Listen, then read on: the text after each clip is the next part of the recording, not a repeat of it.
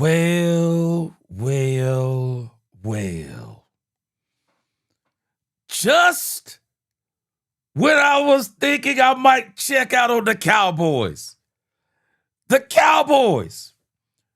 reel me back in. And just when we thought there was no more hope, Jerry Jones does what he's supposed to do. Matt Eberflus has been replaced. Yup! Let's go! Jerry Jones does what he's supposed to do. Did I not say? Jerry Jones gotta own this. Jerry Jones is starting to own this. Yeah! We back! Welcome, Cowboy fans and Cowboy haters alike. I'm the G, and I'm the host of Let's Talk Cowboys, where we talk facts. And as you come into this live stream, and yes, we are live, as you come into this live stream, please hit that like button, share, subscribe, hit that notification bell so you know the next time we post another video or go live. And if you haven't become a channel member subscriber yet, what are you waiting on? We still got content coming up this season. Yes! The Cowboys do exactly what they are supposed to do. Man, we got a lot to talk about. This is exactly what they should do. I'm telling you, they should have done this just to teach earlier. But what could you do? He had a 3-game win streak. You got him the players, he had a 3-game win streak. So of course you weren't going to do it. The Cowboys thought that maybe the Detroit Lions game was an anomaly. Didn't do it then. Cowboys said these 2 games, I said it on Tuesday. These 3 games don't mean nothing to me when it comes to Matt Eberflus. And I'm gonna even tell you what I think about White Cotton. Let me show you what we're gonna be talking about today, because we got a lot to talk about. So we're gonna talk about this whole thing about Eberflus being replaced. This is great news. Next up, Shoddy Presser. Didn't get a chance to listen to it the other day. I want to go back and listen to it. It's not that long. We're going to start talking about that Shoddy Presser. Next up, this is where I'm going to spend a lot of my time. What if the Commanders win? What if the Commanders win on Saturday? And if we get a chance, we'll get to Michael Irvin Reacts. But that's where we're going to be today. Eberflus replaced, Shoddy Presser, Commanders win, and Irvin Reacts. I love it. Let's go. Let's go. Let's go. Man, let's get this quick roll call in. We got to get to talking today. Boy, this is some great news. Terry Tatum in this thing. What up? Robert Dudley, the big Robowski. He said Cowboys beat writers have said before that Jerry doesn't like to fire coaches with years left on the contract and have to pay them while they're home. So I'm not getting excited about the Flus news just yet. I'm going to tell you why I'm getting excited about it, big Robowski. Queen is in the building. What's going on, Queen? Let's go. Briar, what's going on? Big Boss Dog. Bumpy. Bump. TY5X, it is the 903 in this thing. What's going on? DC4L roster man, we them boys. Horace Fisher, Bert, what's going on? Bright Mike, what's going on? Ice Cold Cowboy. He said we drafted 14. Let's go. JTX made. John Jones said, what up? He said, what up, G? I say, what up? It's a new Jack City. Let's keep it going. Lock and D. What's going on? We're going to talk about this thing about Flus. What's going on? Yak Flunzy. What's going on with you? Still a hot boy. What's up? Capone the man. Capone the Middleton. What's going on with you? Daryl Campbell, what's going on with you? Good to see you. All right, let's go. Derek Giles, what's going on with you? And just in case, I think I said Horse Fisher, but just in case I didn't, Mr. Get Dirty, what's going on? Mills up in this thing. Yes, sir. He's still the D coordinator. But yeah, but the question is, will he be here next season? Brandy, what's going on? KH, what's going on? Kelvin Lovely, what's going on? Yamar, what's going on? Good to see you. This and that, what's going on? I love that name. Davion Wallace, what's going on with you? Brandy said, hello, my loves as usual. What's going on? Jet Lee, let's go. All right, let's get a few more in and we're going to get out. We're going to get this thing going. Larry Stroud, Tony Rodriguez, let's get this thing going. Superman that, oh, let's go. Ron Mack, Coyote, what's going on? It is great news. He said, I asked for this move specifically because we need to advertise the word. Yes, sir. I'm going to come back to this, that we have an opening on defense. More time to get the right guy. Thank you, Jerry. I'm coming back to this. I am coming back to this. Hold on a second. I'm trying to put this in my favorites, but it won't let me. Hold on a second. I think I got it, but we'll get there in a moment. Kevin Ellis, what's going on? Tony Rodriguez, good to see you. More dog. USMC, appreciate that super chat. USMC, I'm with you. Bottom line, he never should have been hired. Bottom line, and to be honest, I would probably fire Shotty as well, as I feel he's incompetent at times. When Eberflus is fired mid-season, why would you hire this guy? Very point I made, USMC. Exact point I made. Cowboys never should have hired him. It was too close to that ordeal. And we're going to talk about it, USMC. Appreciate that super chat. Hassan Games, what's going on with you? Tristan York, what's going on? Back in this thing, Chris Dunaway. What's going on, Marlon Dillard? It is the real estate vet. My dog, what up, real estate? Listen to my favorite channel while learning statistics. Yes, sir, appreciate you. What's going on with you? Paul with it, what's going on? Yes, we need to get a great DC. Stephen Campanella, what's going on? All right, Robert Dudley. Yes, sir. Let's go, G. He says, G money, Robert Dudley. Let's get this. Let's go. Let's go.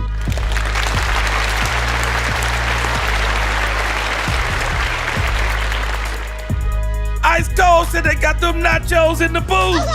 Let's go. Marlon Dillard. Does this mean Flus won't call plays? Let's talk about it. Keith, what's up? What is up? Yes, sir.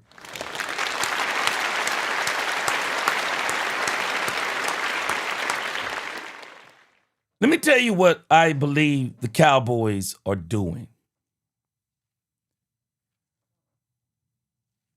Brian Schottenheimer, I told y'all, the speeches get old. All of the speeches, they get old. Eventually, something has to happen.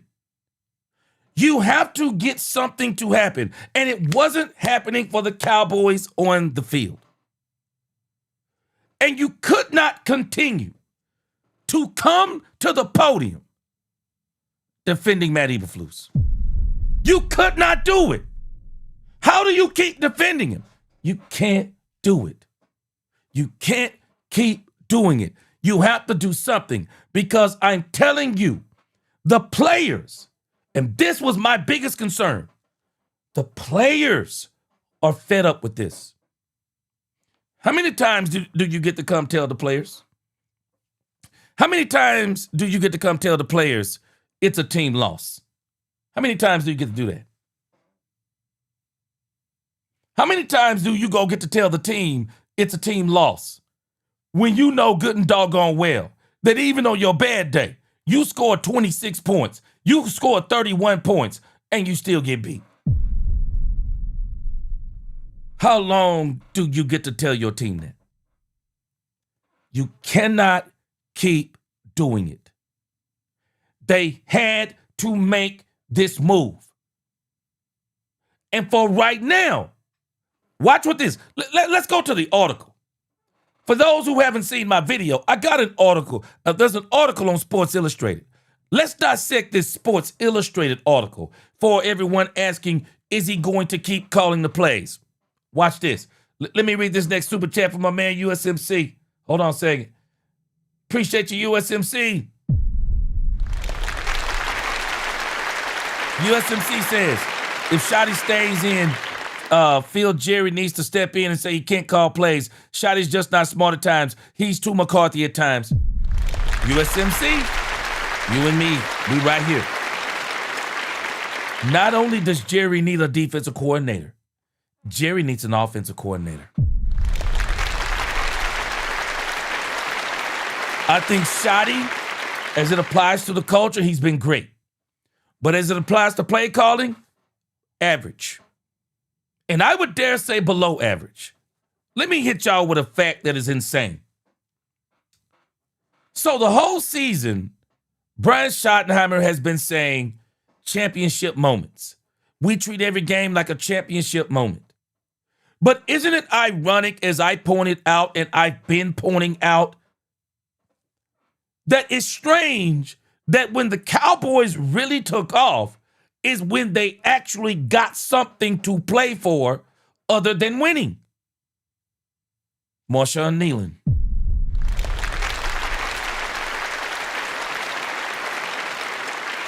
Isn't it strange?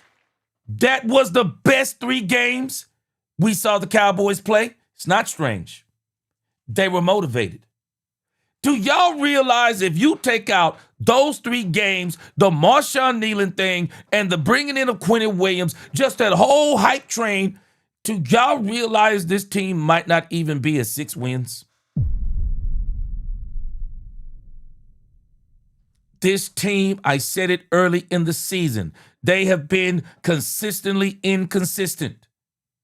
And while Shotty has changed, I think the talk of the culture, he hasn't changed the culture, as in winning, as in getting up for the big moments, as in taking control of their destiny, as in stopping stupid penalties. There's a lot of things when you think about Brian Schottenheimer. There are a lot of letdowns. Now, this is his first season, but this guy been coaching for 25 years. Not to mention, he's been with the Dallas Cowboys since March of 2022. I'm telling y'all this. I just think this rope for Brian Schottenheimer is going to be short too. Jerry is not going to have the patience for Brian Schottenheimer to have another losing season. The rope is short on Shotty too.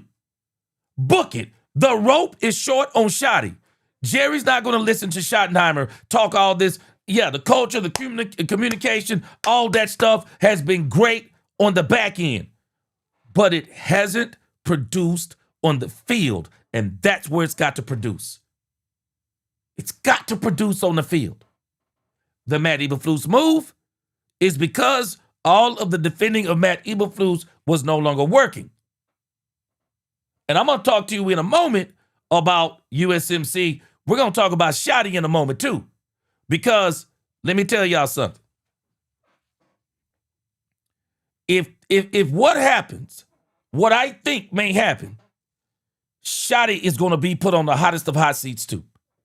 Let's go over here at this article over here on sportsillustrated.com, their Dallas Cowboys section. Now, for everybody who's asking if he's going to call plays, let me show you something here that they're saying in between the lines that I find to be very ironic. It says here, Cowboys tab new man, spearheading D with Matt Eberflus removed from the sideline. It says a new man will be spearheading in Dallas, the Dallas Cowboys defensive adjustments on the field with Matt Eberflus moved to the booth for the final 3 games. So I want you to read what they said. he will be making the adjustments. So hold on a second. I call the plays, but you make the adjustments. Who's really calling the plays?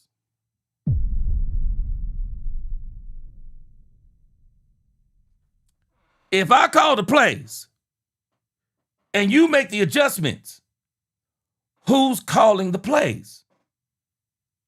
Because if I call the plays and you look out there and say, well, I don't like what I'm seeing, do this.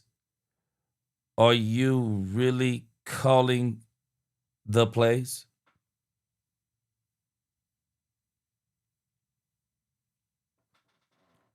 Who's going to be talking to the Mike linebacker? Who is that going to be? Who's going to be the Mike linebacker? Well, who will be the coach? So if Matt is upstairs, is he talking to the Mike linebacker or is White Cotton talking to the Mike linebacker? This is what's going to have to be answered now. Because if he gets to make the adjustments, is he making the adjustments to the Mike linebacker or is he just making the adjustments on the sideline? We are going to see this develop over the next 3 games. We're going to see this develop. But for me, am I really calling the plays if you're making the adjustments? Am I calling the plays or are you calling the plays? Who's talking to the Mike linebacker? Who's giving all the communication? Who's doing it? USMC. Oh, USMC. You know what? USMC, I do have a Bible study channel, but we're revamping it right now. I will get you all the information, USMC, when I get that back going here at the first of the year. Oh, yeah. Yeah, I've already got some stuff. I got sermons and things like that online. Podcasts, but we're getting ready to revamp that, USMC. Appreciate that. Yes, sir. I'll get you all the information. So I want to read some more of this. Because look at what it says. It says the Dallas Cowboys made a major change with the defensive staff entering Week 16, announcing that defensive coordinator Matt Eberflus will not be on the sideline for the final 3 weeks of the sideline as speculation about the hot seat heating up. I got news for you. This isn't a hot seat. No, bro, this thing is on fire. This is on fire. This isn't a hot seat.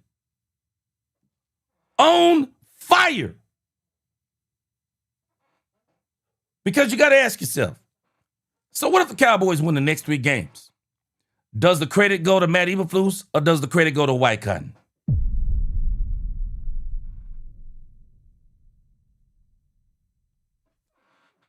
How could it go to Eberflus? Let me show you what this reminds me of.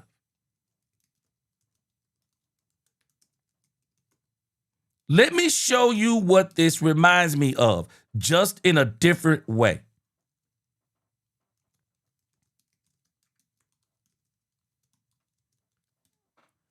Y'all got to really think about this.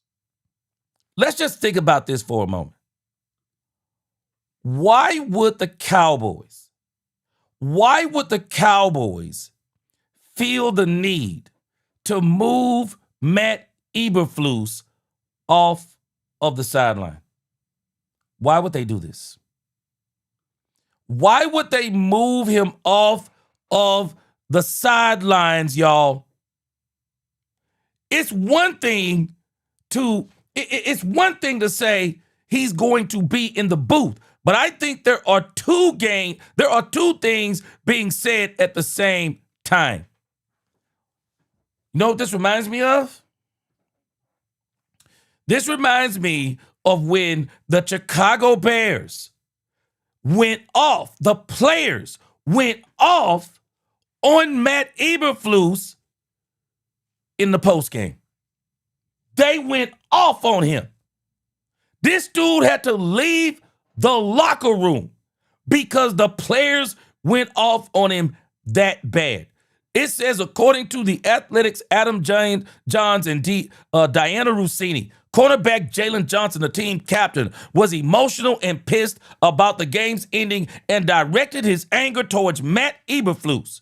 Johnson wasn't the only upset Bear. Multiple players and staff members were reportedly wondering why no timeout was called. It clearly wasn't just another loss for the 4-8 team. It says, guys were furious, a staff member said. It was an accumulation of this season. The locker room was ugly, another staffer said. There was a lot of yelling, said the first player. We felt as players, it's been too many instances where we fought our way back into games to lose because of the bad time management and decision making. Tell me this don't sound the same. Tell me it don't sound the same, guys.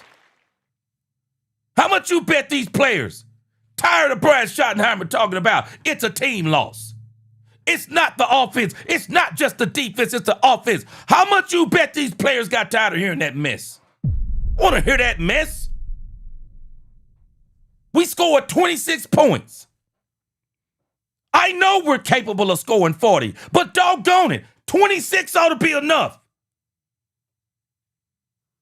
How you scoring 30 points against a team and you're still losing? Do what? You can't come in here telling me it's the entire team. Our defensive coordinator is terrible. Not terrible, terrible. You think these players ain't got eyes? You think these players don't have eyes? You really think you're fooling these players because the players are falling in line saying it's a team loss, it's a team game? Yeah, you know, oh, we're all at fault. You really believe that mess?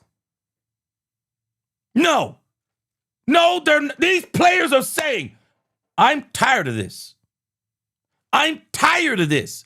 How many times have the Cowboys been in a hard-fought game? Let me tell you something. You scored 26 points on the Minnesota Vikings with the way they were blitzing Dak Prescott. You would think that 26, man, come on. 26. I'm not excusing Brian Schottenheimer. This team is too explosive to be scoring 26 points. But doggone it, 26 should be enough. You're not going to keep telling me this. Guys, how long? How long? How long? Daniel, my right-hand man, what's going on? How long, guys?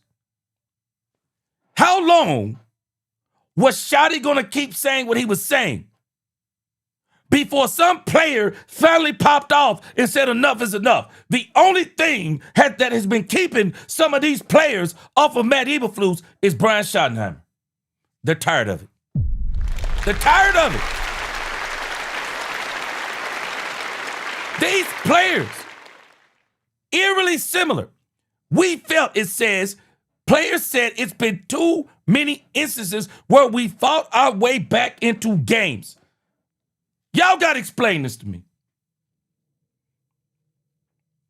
How in the world do you be the highest scoring team in the NFL and you only have 6 wins?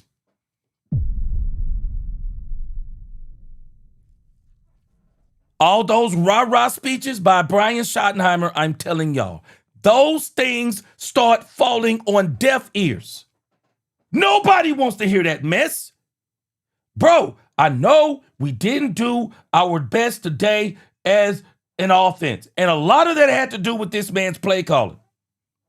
I know we didn't do our best. I know we didn't do our best.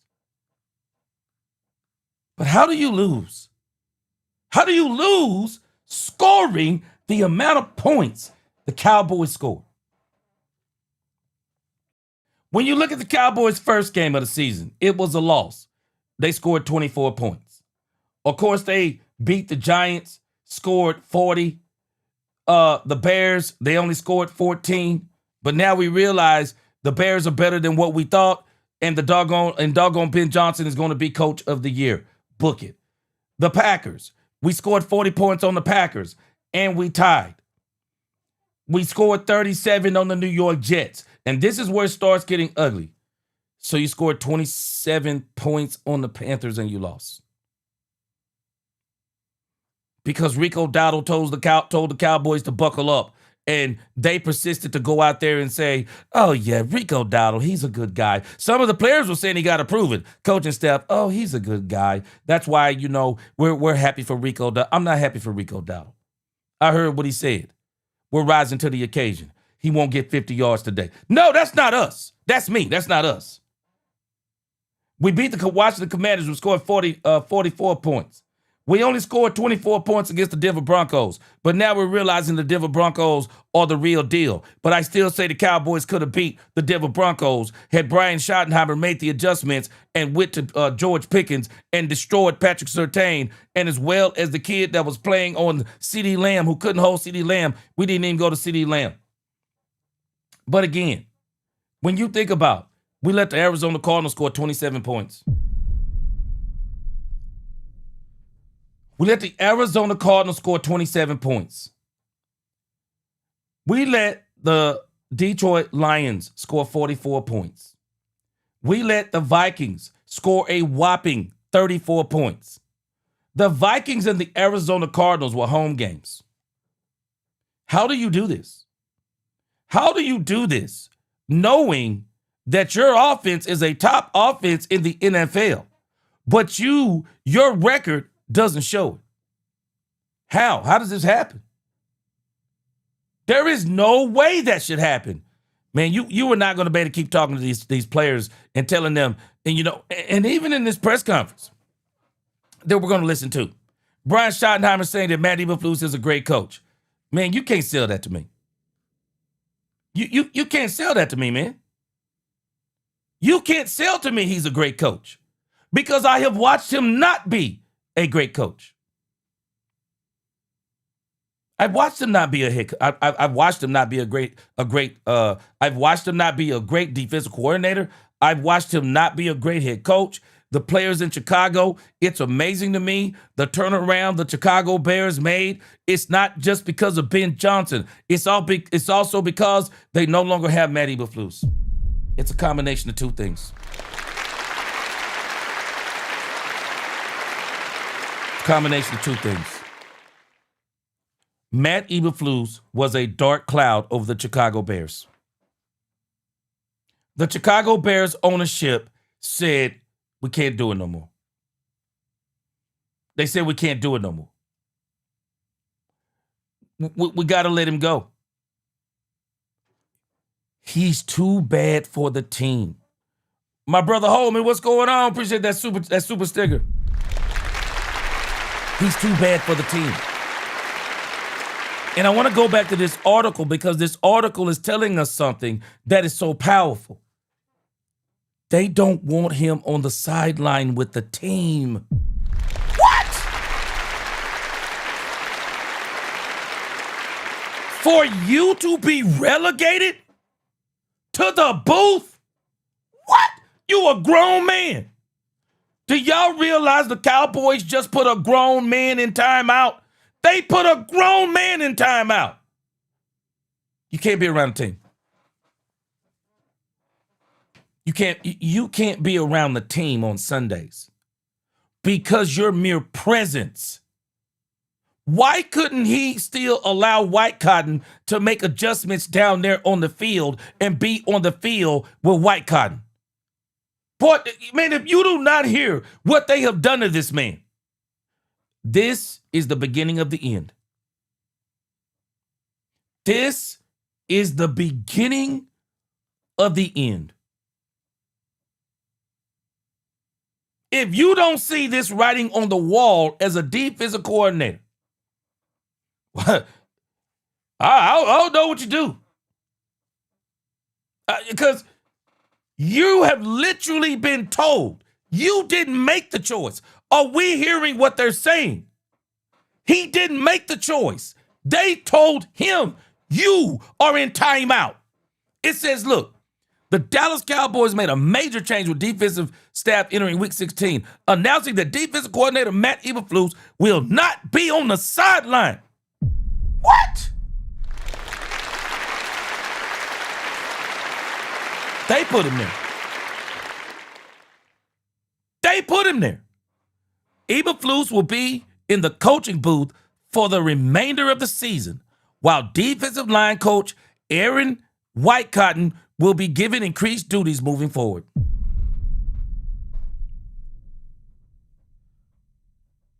If I'm a betting man, and I'm not,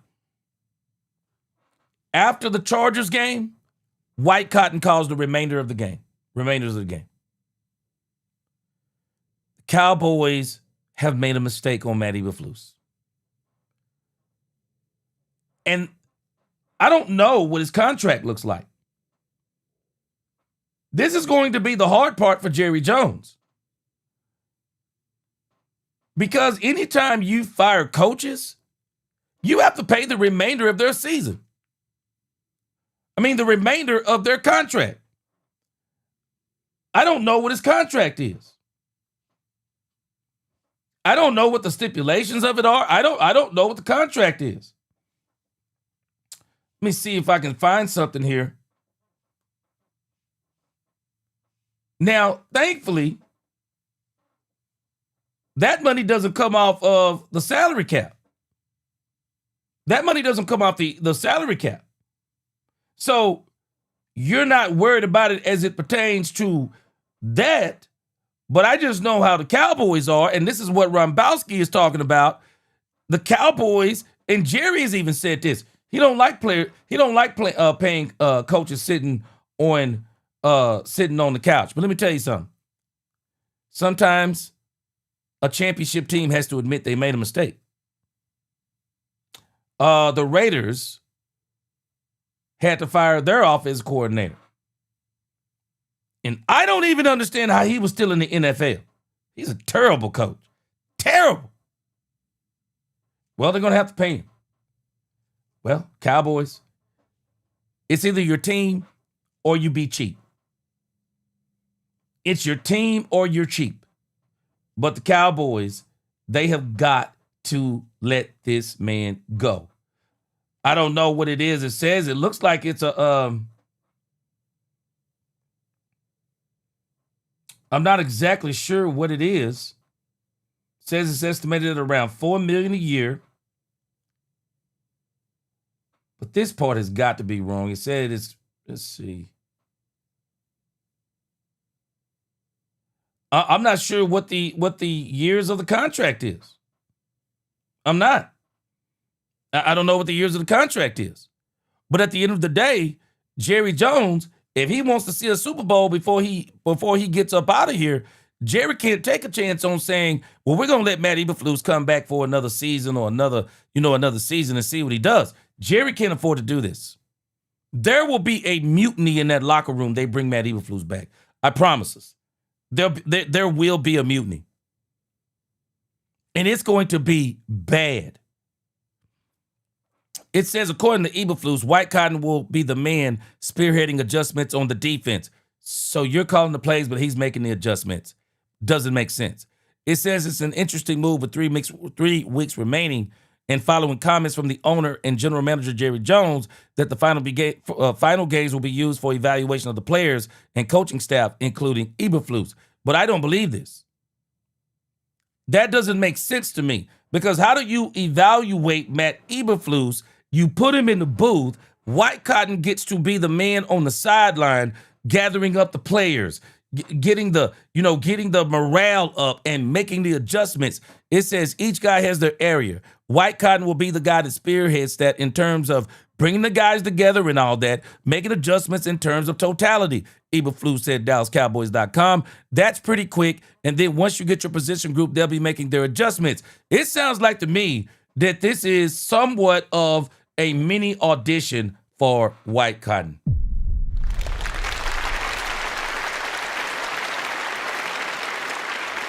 Because if you make the change that you've made and things started going better, then you got to give that credit to White Cotton. You have got to give that credit to White Cotton. Bottom line. You've got to give it to him. So at the end of the day, he's been replaced. And I think this is the beginning of the end. Big Rombowski. If the Eagles win on Saturday, then it can handle Charlotte. We lose. If the Eagles win on Saturday, then Charlotte Jones can call the plays. It won't matter anymore. No. Boy.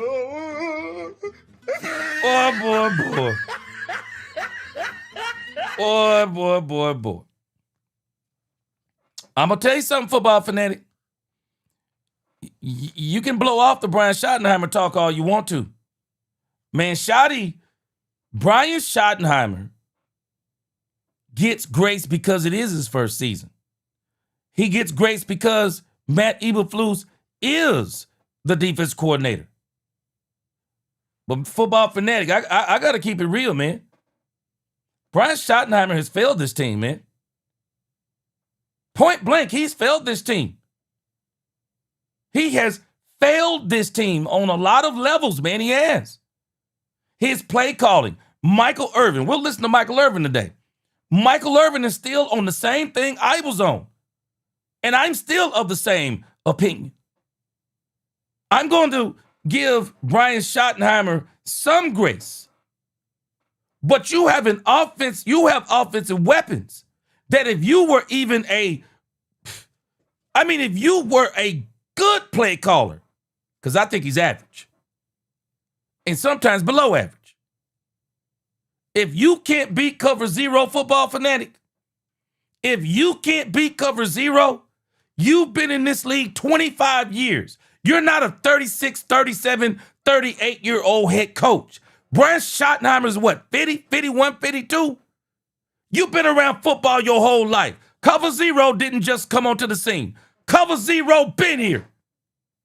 You can't beat cover zero as an offensive coordinator with Dak Prescott, CeeDee Lamb, George Pickens, Kevontae Turpin, Ryan Flanoy, Javonte Williams. Bro, even if you got tackle problems, there are ways that you can still bring in a tight end, put a tight end in the backfield. You can do all kinds of things on that cover zero to at least slow it down so that you can get your plays off. Nah, I can't, man. I'm riding with Brian Schottenheimer till the wheels pop off this thing and the frame going down the road. But I gotta tell the truth on Brian Schottenheimer. Brian Schottenheimer has been a part of the problem. His situational football calling, his management of the clock, his bad timing on challenging calls, and the way he does things, it's great with communication, but it still hasn't translated on the field. We are still the third worst team in the league in penalties. That's coaching. That's coaching. Brian, I'm going to give it to him. Brian, I said, okay, he needs another year. But I am telling us, Jerry ain't putting up with this stuff with Brian Schottenheimer. I guarantee y'all. Next year, let Brian Schottenheimer come out here and be 3-5 at the midpoint of the season. You out of here, bro. You out of here. Why? The personnel is too good. Man, let me tell y'all something. I don't think Matt Eberflus should be fired just because the defense is bad. That's not why he should be fired in my book. The reason why he should be fired in my book is that he don't have the firepower on defense that Brian Schottenheimer has, but he has refused to try to do the best with what he has. He has lazily coached this team and says, well, they're not good enough to run my system, so I'm just going to run zone all day long. Well, you're fired, bro, because we didn't hire you to tell us that you don't have all the players that you need. We hired you to say, hey, do the best with what you have. That's what you're supposed to be doing. So Matt Eberflus, in the grand scheme of things, he gets some pass because he doesn't have the players. but he gets no pass because of his lack of adjustments. He gets no pass. That's why he deserves to be fired. Brian Schottenheimer, he admits his shortcomings, unlike Eberflus. Problem is, still don't translate on the field. Football fanatic, explain it to me. You have 10 days. You know you're coming up against Brian Flores. You know he's going to run cover zero. And you also know that J.J. McCarthy has pretty much been terrible the whole season. And that pressure cracks him. That you know that if there's a quarterback that you can crack with pressure, and you can even take some chances because he probably won't make the throws, it's J.J. McCarthy. Matt is fired for that. But then when you start talking about cover zero, you had 10 days to know this man running cover zero. You've had 10 days to know that they're going to try to take away George Pickens. You've had 10 days to know all these things. And you come out like you ain't even know who this team is. You come out like you didn't even know who this team is. But I give him some grace. I give him some grace, but he's been around for 25 years. Hey, Matt Eberflus is saving him. But Jerry ain't going to have this grace next year. USMC. Appreciate that super chat. He said, I know without a doubt he lied about Jaden Blue and Phil Maffa. All he's about is excuses. Plus, just like Mike McCarthy, he never challenges players. You know what? USMC, I'm struggling. Because I'm going to tell you something. I really do think that because he didn't like Jaden Blue, he went on a smear campaign, and a lot of people ate it up. It's one thing not to like a certain type of running back, but it's another thing to run a smear campaign on Jaden Blue. Smear campaign. I never liked that. I never liked that. Rombowski said, Flus padded his DC resume even before his Bears head coach by being the coach DC, going up against lackluster AFC South offenses at the time. Great point. Big Rombowski, I'll tell you what has exposed him. That joker went up against the NFC North. NFC North has all but obliterated the Cowboys this year, 0-3-1. His ex-team beat us, and every team in the NFC North destroyed us. Destroyed us. Ice Cold Cowboy, Matt is good at one thing, getting fired. Yes, sir.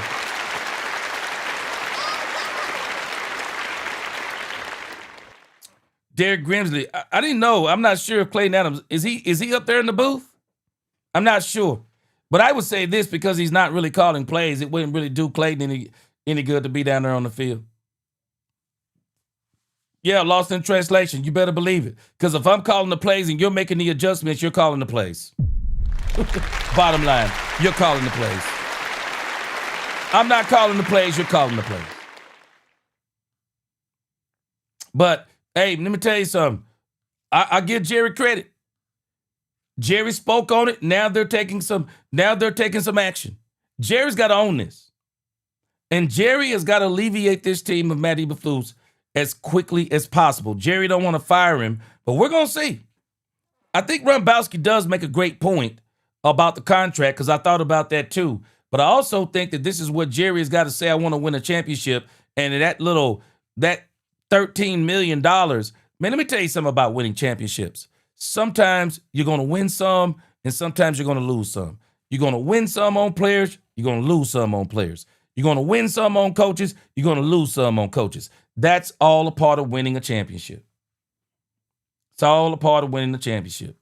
Keek said Jerry always feels like he owes selected people something, and Eberflus happens to be one of them. Yep, an ex-Cowboys coach. He likes people who won't question him. That's why he didn't go for Sean Payton or retain Zimmer. Now, let's talk about Zimmer. Jerry might would have retained Zimmer, but Zimmer didn't want to be Zimmer wanted to be the head coach of the Cowboys. He didn't want to be an assistant coach. Yeah, Yamar. Folks, Cowboys told Eberflus to go clean your house. Yes, sir. Yes, sir. Daniel, that's why Shotty gets some grace. Shotty gets some grace because he didn't hire Matt Eberflus. And Matt Eberflus has been a part of why this team has been losing. He's a part of it. But he won't get that grace going into next year. I don't care if they do get a new DC. The Big Ron Bowski says Solin Shanahan are best buds. He's only leaving San Francisco for a head coaching job. You better believe it. Because of what they're going to have to pay him.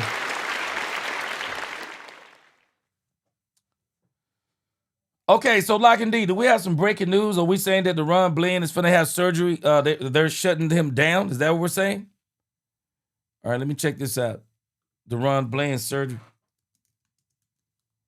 All right, we're going to move on to our next topic here in a moment. Okay, I'm seeing here it says, DaRon Bland is having another foot surgery.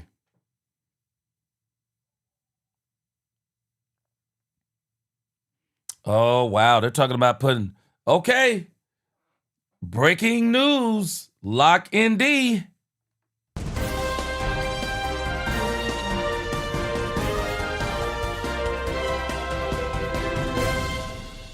Breaking news. Cowboys DaRon Bland facing another foot surgery. Bland is seeking a second opinion and no surgery has been scheduled yet. Even if Bland does not require surgery, he likely will end up on injured reserve with 3 games to play. He has not practiced this week. Bland missed 10 games last season after undergoing surgery on his 5th metatarsal in August 2024. During training camp, Bland signed a 4-year extension worth $92 million. That included a $22 million signing bonus. This is a part of winning championships. Because for as much as the Cowboys have signed him to a deal and he's been injured, they did the same thing with Trayvon Diggs that some people absolutely love. It says Bland missed 2 games earlier this season with a bruise to his right foot. In 12 games this year, he's been credited with 46 tackles, 2 tackles for loss, 3 quarterback pressure, 6 pass breakups, and 1 interception. He returned an interception, 68 yards for a touchdown in the October 19th win against the Washington Commanders, giving him 6 return TDs for his career. In 2023, Bland set an NFL record, blah, blah, blah. We know about that. With Bland impending absence, the Cowboys could look to activate another all-pro cornerback, Trayvon Diggs, off of injured reserve. His practice window is set to close on Saturday. Let me tell y'all something. Do not bank on Diggs coming back for the Cowboys. Do not bank on Diggs coming back for the Cowboys. And the reason why I say don't bank on Diggs coming back for the Cowboys is I believe the Cowboys would probably bring back Josh Butler, and the Cowboys are going to continue to roll with Kalen Carson. The Cowboys are probably going to let these young guys play. Bottom line, they're probably going to let these young guys play. So, and I wouldn't even count DaRon Bland as going to injured reserve yet. I wouldn't even count him going to injured reserve yet. Let me tell you what a lot of this is riding on.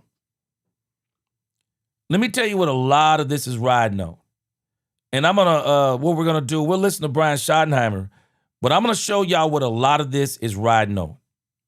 I was looking at this earlier today. And as a matter of fact, I'll tell you what we're gonna do. We're gonna come back to the DaRon Bland issue. We'll come back to that. Let's check out the Brian Schottenheimer press conference. We'll check out that press conference from yesterday. It's not that long. And then we're going to come back to the meat of this discussion because it's going to bring us back into the Matt Eberflus discussion. It'll bring us into some of the things that Brian Schottenheimer is going to say in the presser. And even with Trayvon Diggs, it's going to put everything into perspective when we get to our third issue with the Commanders, the Commanders winning. So let's go to Brian Schottenheimer real quick, and then we'll. As a matter of fact, let me see. I don't think he had a press conference today. If I'm not mistaken, he didn't have a press conference today. Let's check it out.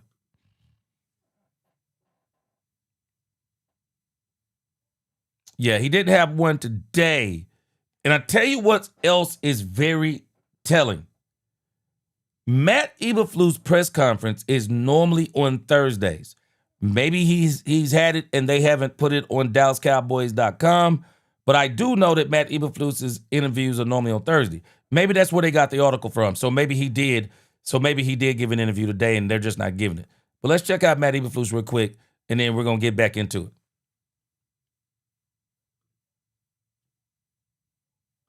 And then Guyton again, get him on the grass today, see how he does, but still not sure on that one.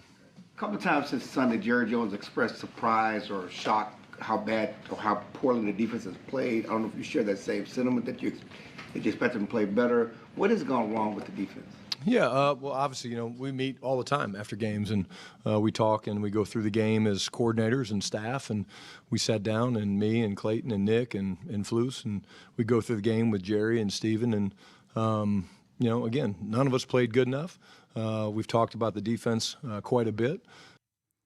This is where this team couldn't continue to hear this. This team couldn't continue to hear this. This team could not continue to hear we all played bad or we all didn't play the way we should have played.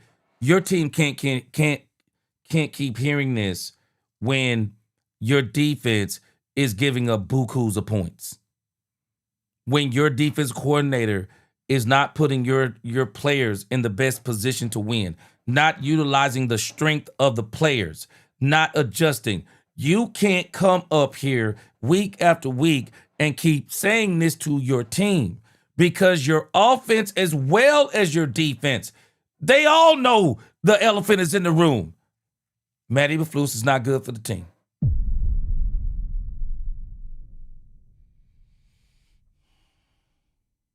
They all know it.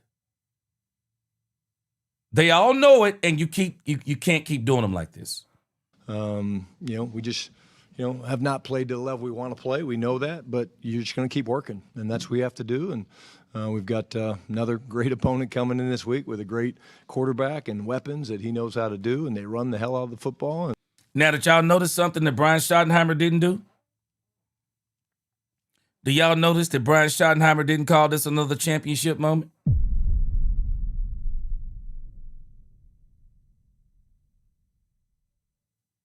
Brian didn't call this another championship moment. Why not? By Brian's definition, I'm thinking championship moment means playoffs and beyond. Y'all do know the Cowboys still have a chance, right? Now, someone says it's a 1% chance. So you're the coach of the Dallas Cowboys, not the fan of the Dallas Cowboys, because as a fan, a lot of us are saying it's over.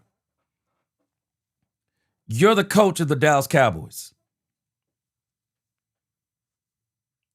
So you're going to tell your team it's over? Are you telling your team it's over?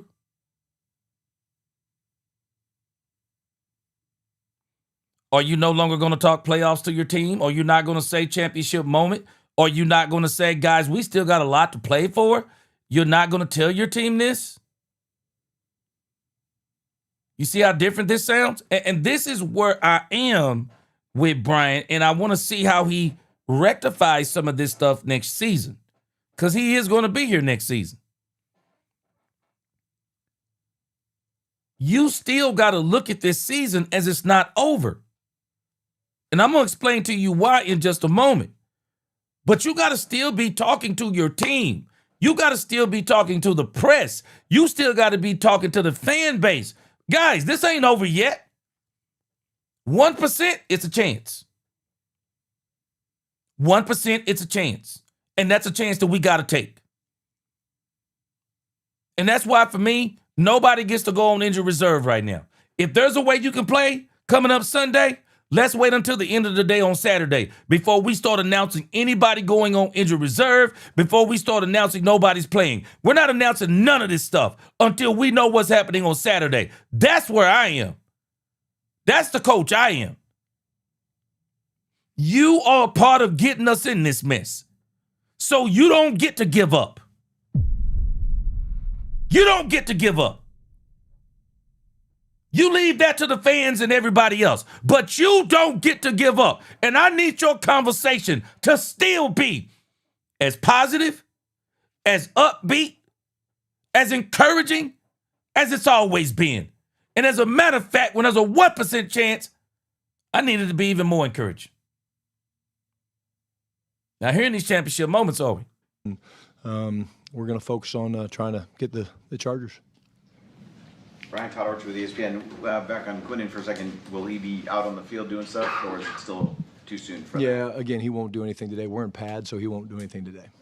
And then the communication on defense, you've talked about that a lot during the season. It seems like there was issues maybe during the game about personnel groupings and getting in and out, and I think you had to burn a timeout in this second quarter. Yeah, down the red zone. What's been the problem with that, do you think?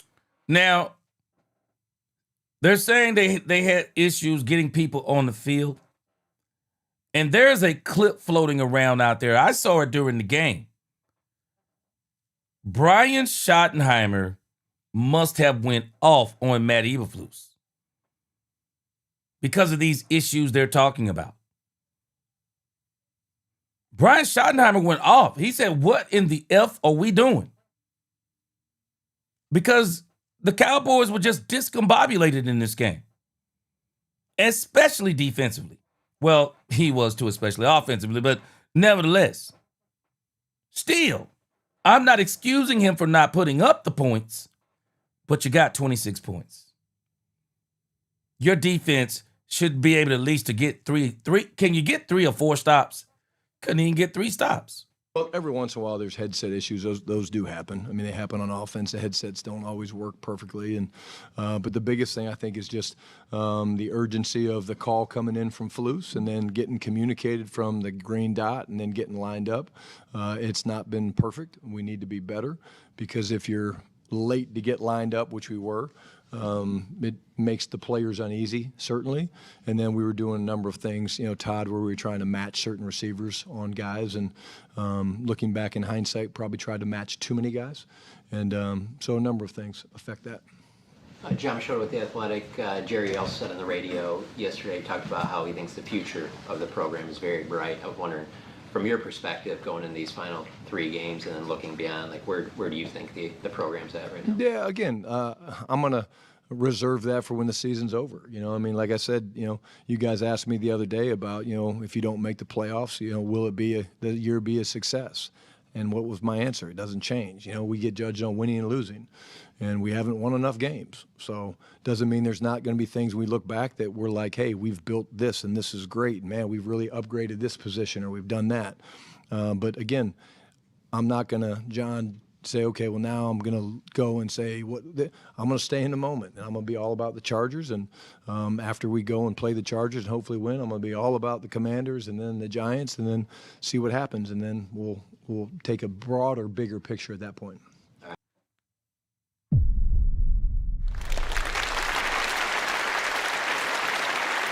Season isn't over. You can't grade the season yet. This is why I'm not doing it. I haven't done it. I'm going to do the season grades after the season is over with. Season isn't over. Can't grade it yet. I mean, there are some things that you can look at and say there was some good things, some great things, some flashes, but then there's been some huge disappointments. There have been some huge disappointments. Man, let me say something here. Dominique Pittman, this is a great statement. For all the grief we've given to Ron Bland. And let me throw Trayvon Diggs in here. Because these 2 guys, I hope they don't be on the same trajectory. But both of these guys had great seasons. I mean, historical seasons, especially Bland. But injuries. Diggs with the knees, Bland with the feet. They extended Trayvon Diggs, the knee, and now the knees are acting up. They extended DeRon Bland, now the feet are acting up. When you start messing with the knees and the feet of defensive backs, wide receivers, running backs, those skill positions, it is hard for them to come back and perform. This is the very reason why I said, and I've been saying this the whole season, I still say Trayvon Diggs came back too early. I don't care what anyone says. Trayvon Diggs came back too early because obviously there was something not right with the other knee. The knee that he rehabbed, they're saying, I guess there's nothing wrong with it. I mean, do we really know that? But in the grand scheme of things, it was the very knee that Jones said he didn't rehab well. He started having problems out of it again. I said it, and I said it, and I said it. He came back too early. And he should not have came back too early. The Cowboys have a propensity to play players hurt sometimes.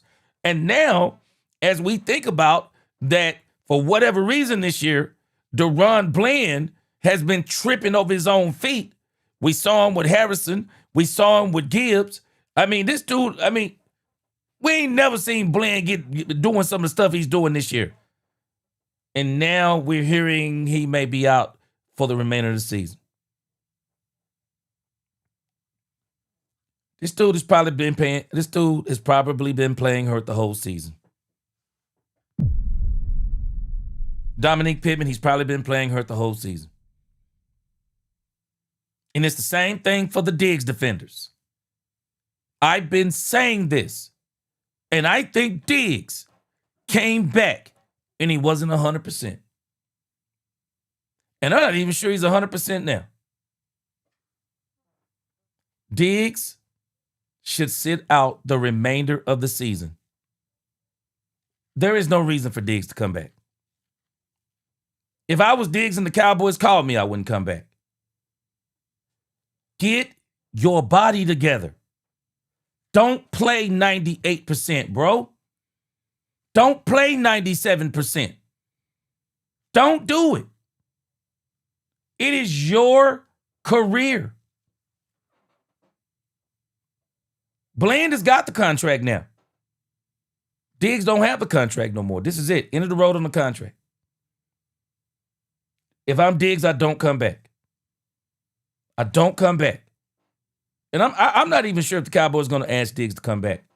Because if I'm listening to Brian Schottenheimer, it's almost like he's basically said uncle for the season. And I really want to see how this translates to this team. This is the stuff that I want to see from the Cowboys. And I'm going to talk about this more as we get into if the Commanders win. Because I want to see how you respond. I really want to see. Because I'm looking right now. Look at Brian's face. It is the face of failure and defeat. That's what that face is. Failure and defeat. Teams get injured all the time. It's a part of the sport. The Green Bay Packers are going to have to go on. They don't have the time to sit back and cry. No, they don't have Micah Parsons. Watson going to be out for a little while. They got another couple of players out. They don't have the time to be sitting back saying, well, the playoffs are over. No, you keep going. Championship teams keep going. Championship teams say, next man up. Championship teams adjust on the fly. Championship teams, they keep on fighting. They keep finding solutions. That's the sign of a great coach.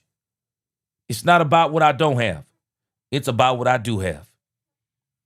And whatever I have on that field, we're going to battle with it. And we have a 1% playoff chance. We're going to take care of business on the Chargers. We're going to take care of business on the Chargers. And then we're going to see where them chips fall. Man, you got to keep playing, man. This is what shows it is easy to be a front-running coach. It is easy when everything has went perfect to do and say certain things. I want to see who you are when all the chips are down. I want to see who Brian is while all these chips are down. This is all I'm looking at. How are you while all these chips are down? What is your demeanor when all these chips are down?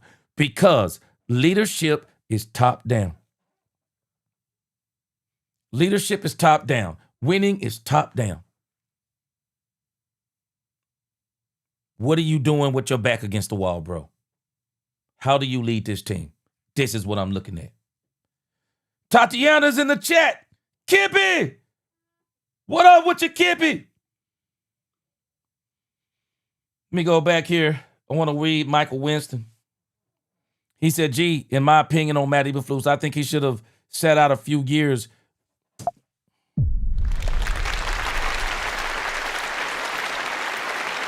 Michael Winston, I'm of the same opinion. I think it was too quick. I think it was too quick for him to come back. He never should have came back, and the Cowboys shouldn't have gave him that opportunity to come back that quick. I believe he wasn't ready to be any kind of coach. The wounds were too fresh. Man, let me tell you something as a leader. If you've ever led a group of men or women or a team, it does something to you when your team rises up against you. It does something to you. You don't get over that fast. You don't get over that fast. You really need to take time. Because you gotta detox. When people do what they did to him in Chicago, man, you gotta detox. Sometimes, people say, oh man, just get back on the horse. That's the best remedy. Nah, bro. Sometimes you gotta say, nah, let me get myself right. Cause you know what? I feel like I might go off on somebody right now, or maybe I'm checked out, or whatever the case may be. Nah, man, he should have sat down a little while. And the Cowboys shouldn't have gave him that opportunity to come back. I'm gonna read some. I'm gonna listen to a little bit more shout. I'm gonna come to your super chats and comments. I appreciate y'all rocking with me today. Well, then you won't like this question probably either. But That's good. Joe Milton, if you guys are eliminated, is there at any point where you'd want to see him play? I want to win, so plan would be to play Dak.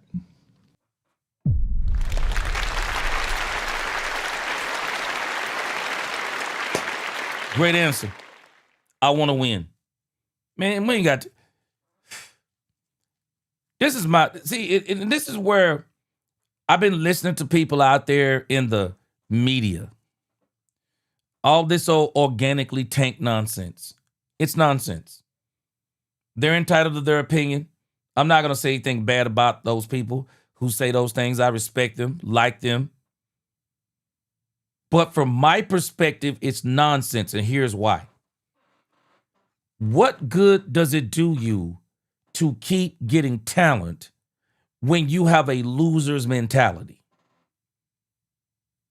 What good does it do you to get talent? I still say Jerry hasn't necessarily had a talent acquisition problem. I think Jerry has had a building team problem. That's been Jerry's biggest problem. And one thing I'm giving Jerry, I'm dotting Jerry for this doggone Matt Eberflus thing. He needs to own it. Should have acted sooner on it. But when you go on a 3-game win streak, you think he's about to come. I mean, you're looking at this like, hey, man, we back in this thing. He loses 2 in a row. You think the Detroit thing is an anomaly. You think you're going to bounce back at home against J.J. McCarthy, and you get totally disappointed. Jerry has acted on this thing. And I believe that Jerry's attitude is correct. This is not evaluation time. We are still trying to win. And if we're paying attention, Matt Eberflus ain't being evaluated. I don't think he's being evaluated. I think White Cotton is being evaluated. That's who I think is being evaluated. White Cotton has Perrion Winfrey, Solomon Thomas, and now Quentin Williams on this team. I think White Cotton is being evaluated. And I think this is the Cowboys' way of saying, let's see what White Cotton can do. Let's see what White Cotton can do. So that we can kind of know where we are in the grand scheme of things as depending upon how this season ends. Nah, these Cowboys, no. This job, I believe, will be up at the end of this season. It's just a matter of Jerry can push himself to pay Matt Eberflus money while sitting at home. Nick Harris, for Star Telegram. A few weeks ago, you guys talked about competition at right tackle. Now that you've seen Terrence Steele and Nate Thomas start a few games consecutively, how would you evaluate that competition right now? Again, I think, when you talk about the last 2 games, we haven't protected Dak very well. Nick, I think I'm always going to put myself out there first. I thought, again, Flores frustrated us with some things, and I needed to be better. But the biggest thing for me with the tackles specifically, which you asked about, is the fundamentals and the sets and the leverage and how they're keeping inside alignment and stuff like that. But we need to play better. We need to keep Dak upright. We need to let Dak throw out of a firm pocket, because when you give Dak that type of time, we've all seen what he's capable of doing. And, that's what we did for a lot of the year. And the last 2 games, I think, truly are, situations where we struggle a little bit when we don't do that. Okay, so let's answer the question. Nate Thomas. I've said this the last few weeks. I'm always leery when there are 7th round and 6th round draft picks and people are looking at them saying stuff like, how are you going to tell me that Tyler Guyton is going to go out and a 7th round draft pick is going to come in at left tackle and he's going to fill in for a 1st round draft pick and the drop off is going to be small? I've watched 2 games this season where Nate Thomas has came in for Terrence Steele. Or at least watched him come in. Yeah, I think I've seen him come in for Terrence Steele at least twice. He hasn't looked better than Terrence Steele, and Terrence Steele isn't good. Cowboys got a tackle problem. Bottom line, they're going to have to address it this coming off season. They're going to have to address it. Just bottom line. And I still say they do a terrible job with their 11 and 12 personnel, because the Cowboys did run some 11 and 12 personnel against the Minnesota Vikings. They just missed the assignments. Straight up, they just missed the assignments. Chicago Vic, yep, you said DeRon Bland was hurt. Yeah.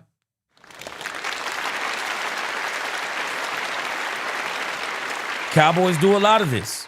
They rush players back. And this is why I said, people think you're hating on Diggs. No, Diggs shouldn't have came back. Diggs shouldn't have came back. Diggs should have never played for this team. He should have never played for this team hurt.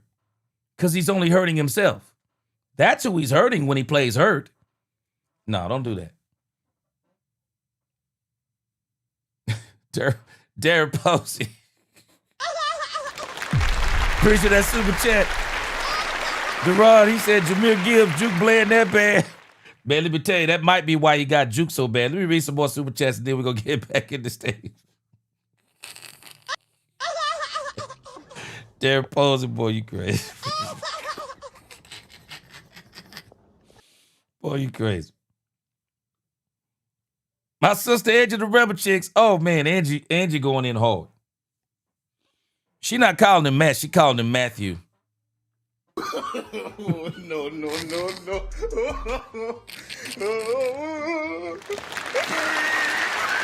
She ain't calling him Matt. She calling him Matthew. You know it's bad. She don't went to the first name.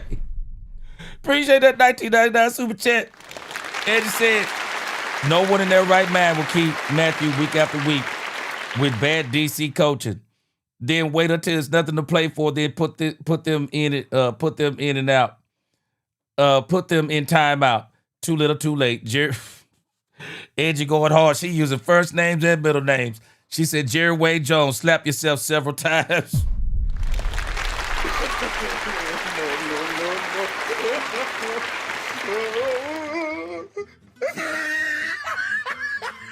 Angie, let me tell you what happened, though. Let me tell you one thing that happened. That 3-game winning streak, Quinnen Williams and Marshawn Nealon. It was a quiet storm in a sense.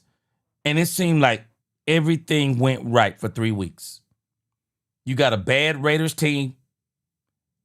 You got an Eagles team with a great defense, but a quarterback that we're starting to realize it's like every year he becomes less and less of a quarterback. Then you got the Kansas City Chiefs, who still got Patrick Mahomes, but they were playing for their lives too. Still a good team. Cowboys knocked them off. So everybody thought everything was going to be everything. Then we get the Detroit Lions, where it's like, oh, well, we'll write that off. We were on the road, so, maybe it was a road game. So when we get back to Dallas, everything's going to get back to what it was before the Detroit game. When in actuality, everything got back to what it was before the Raiders game. And so Matt Eberflus and this, some of the things they were doing, fools go. And that's why he got an extra 3 games that maybe he wouldn't have gotten. Maybe he don't get those games if they failed the first game with Quinnen Williams or by the second game with Quinnen Williams. But because they look so good. But I'm with you, Angie. I'm with you. JCT Slice. G, what's up? He said, I'm here. Shady McCoy said he could argue Dak Prescott has never played great in a big game. Yeah, we know Shady McCoy. He loves to kick you when you're down, but he ain't got nothing to say about Jalen Hurts, even though he know he's not good. Appreciate that super chat. USMC, he says, I don't like Shotty. He's shady. Give me Al Harris if possibly as a defensive coordinator and find a new head coach. Shotty is the receiver, wolf in sheep's clothing. Man, I'm going to tell you, I'm still going to give Shotty some grace. I want to see what Shotty does for the remainder of the year, and I want to see how he comes back next year. Because I said this before, I think he needs a full year of being a Dallas Cowboys coach. Because that look on his face, that's a look of defeat and failure. That's a look of defeat and failure. Let me tell you something. You're the leader of the team. Cry behind closed doors. Cry behind closed doors. Or if you're going to cry in the court of public opinion, you give me that cry the day of the game. But the next time I see you, I want to see that fight on your face. I want to see that look on your face that says, it ain't over. This team is still battling. It ain't over. We got a big game coming up. I'm not hearing that. We got a big game coming up.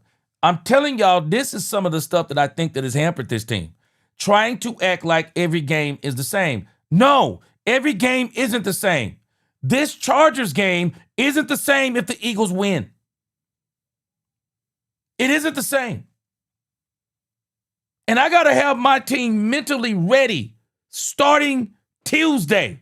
Got to have them mentally ready because I can't wait until the Philadelphia Eagles win the game on Saturday. I can't wait until the Philadelphia Eagles win the game, and I can't wait until the Philadelphia Eagles lose the game. I got to have this team ready. I got to have them like Tom Coughlin was that year. When everybody said it was over for Tom Coughlin told his team it's not over. I got to have my team in that mode. I can't be deflated. I can't show defeat on my face.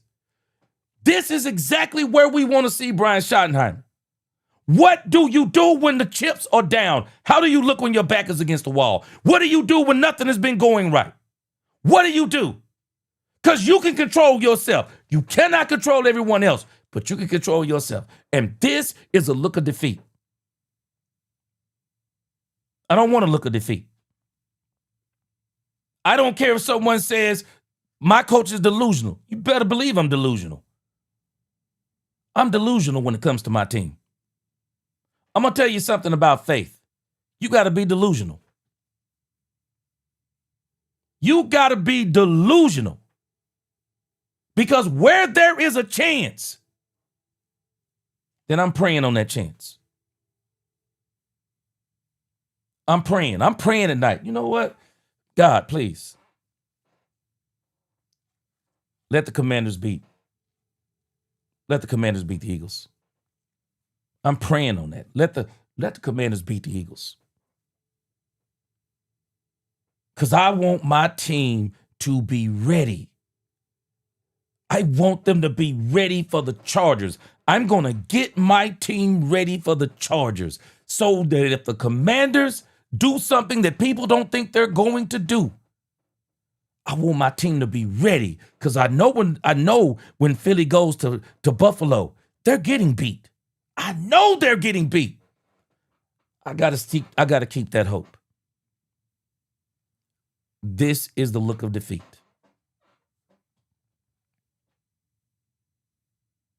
It's the look of defeat.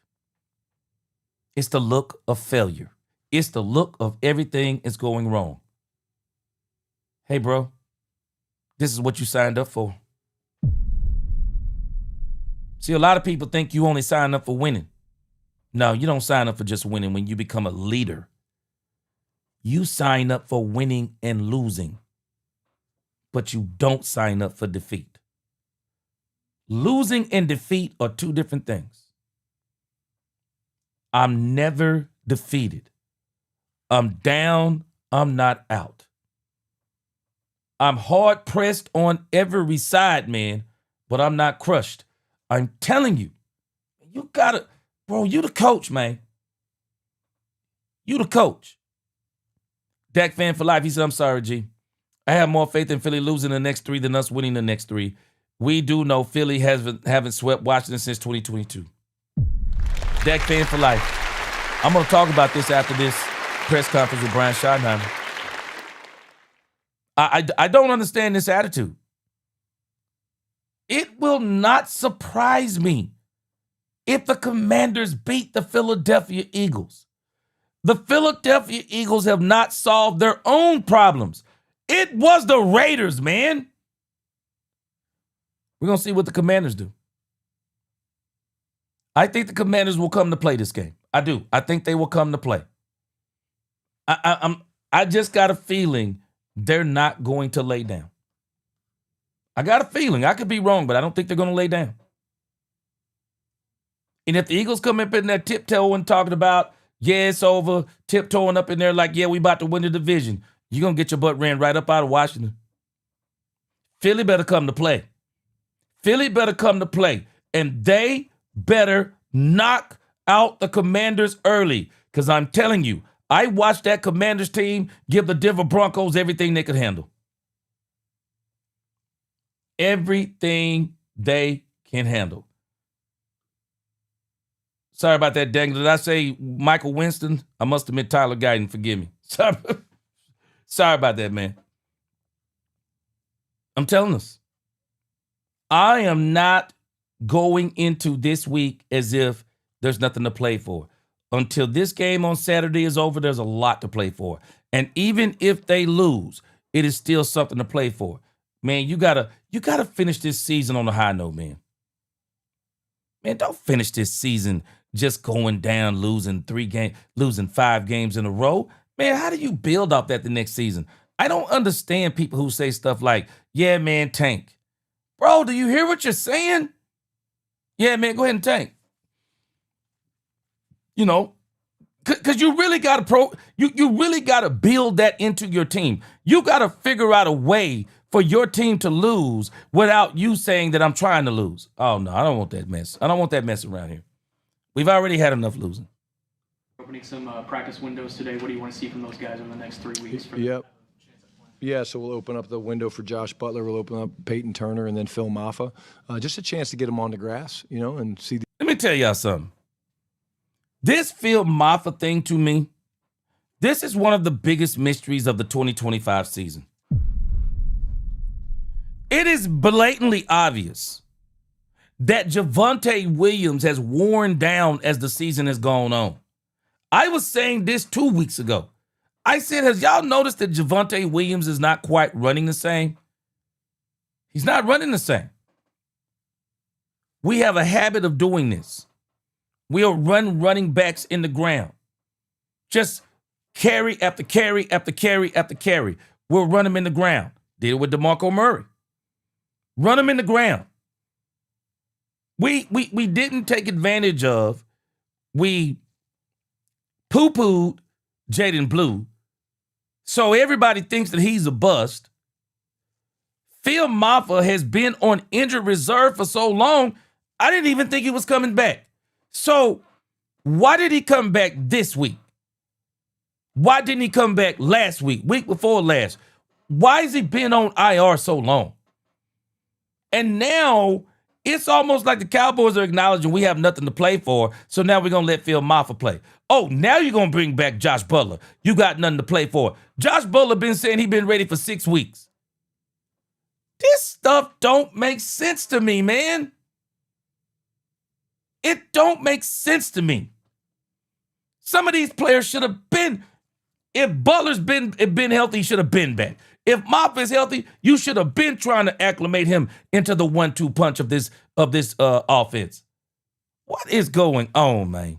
These guys compete a little bit. We're in pads today, which would be great, and I know those guys are really, really excited to get back out there and play the game that they love. Tommy Marsh, DallasCowboys.com. We're playing the Chargers, a team that was the last NFL team your dad coached for in the last years that you spent with them. Does this game carry any kind of sentimental value, and what do you remember about your time in San Diego? I wouldn't say it's any more sentimental value. I think I'm just going to tell you, this is something we're going to have to get used to with Brian. Nothing carries sentimental value as it applies to a game.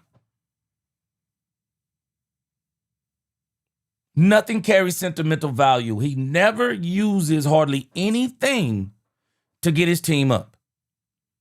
And it's amazing to me when they use the Marshawn Kneeland thing, they won 3 in a row. I question had the Marshawn Kneeland thing not happened with the Cowboys had won 3 in a row. I question it. I question it because it gave them that extra oomph. I question it. There's a lot of people in that organization that I'm very fond of, both from the equipment room to the Spanos family and people like that. A lot of coaches on that staff that I know, Sanjay Lal and people like that. But again, I just get, I get focused on, prepping to play a really good team. I mean, they've won, I think, 3 in a row. They're playing really good on defense. I think they're second in the league in defensive stats, which gets me excited. I like to play good defenses, and at the end of the day, it should be a very physical football team because they play very physical. They do. We pride ourselves on doing that as well. I don't know if y'all watched that Chargers. I don't know if y'all watched that Chargers Philadelphia game, man. Boy, you want to talk about some click clacking? Boy, it was some click clacking in that game, boy. Boy, it was some plastic smacking in that. It was some click-clacking in that game, man. Them boys were hitting. It's going to be a physical game. I want to see what White Cotton does. Let me tell y'all something. White Cotton going to have this team fired up.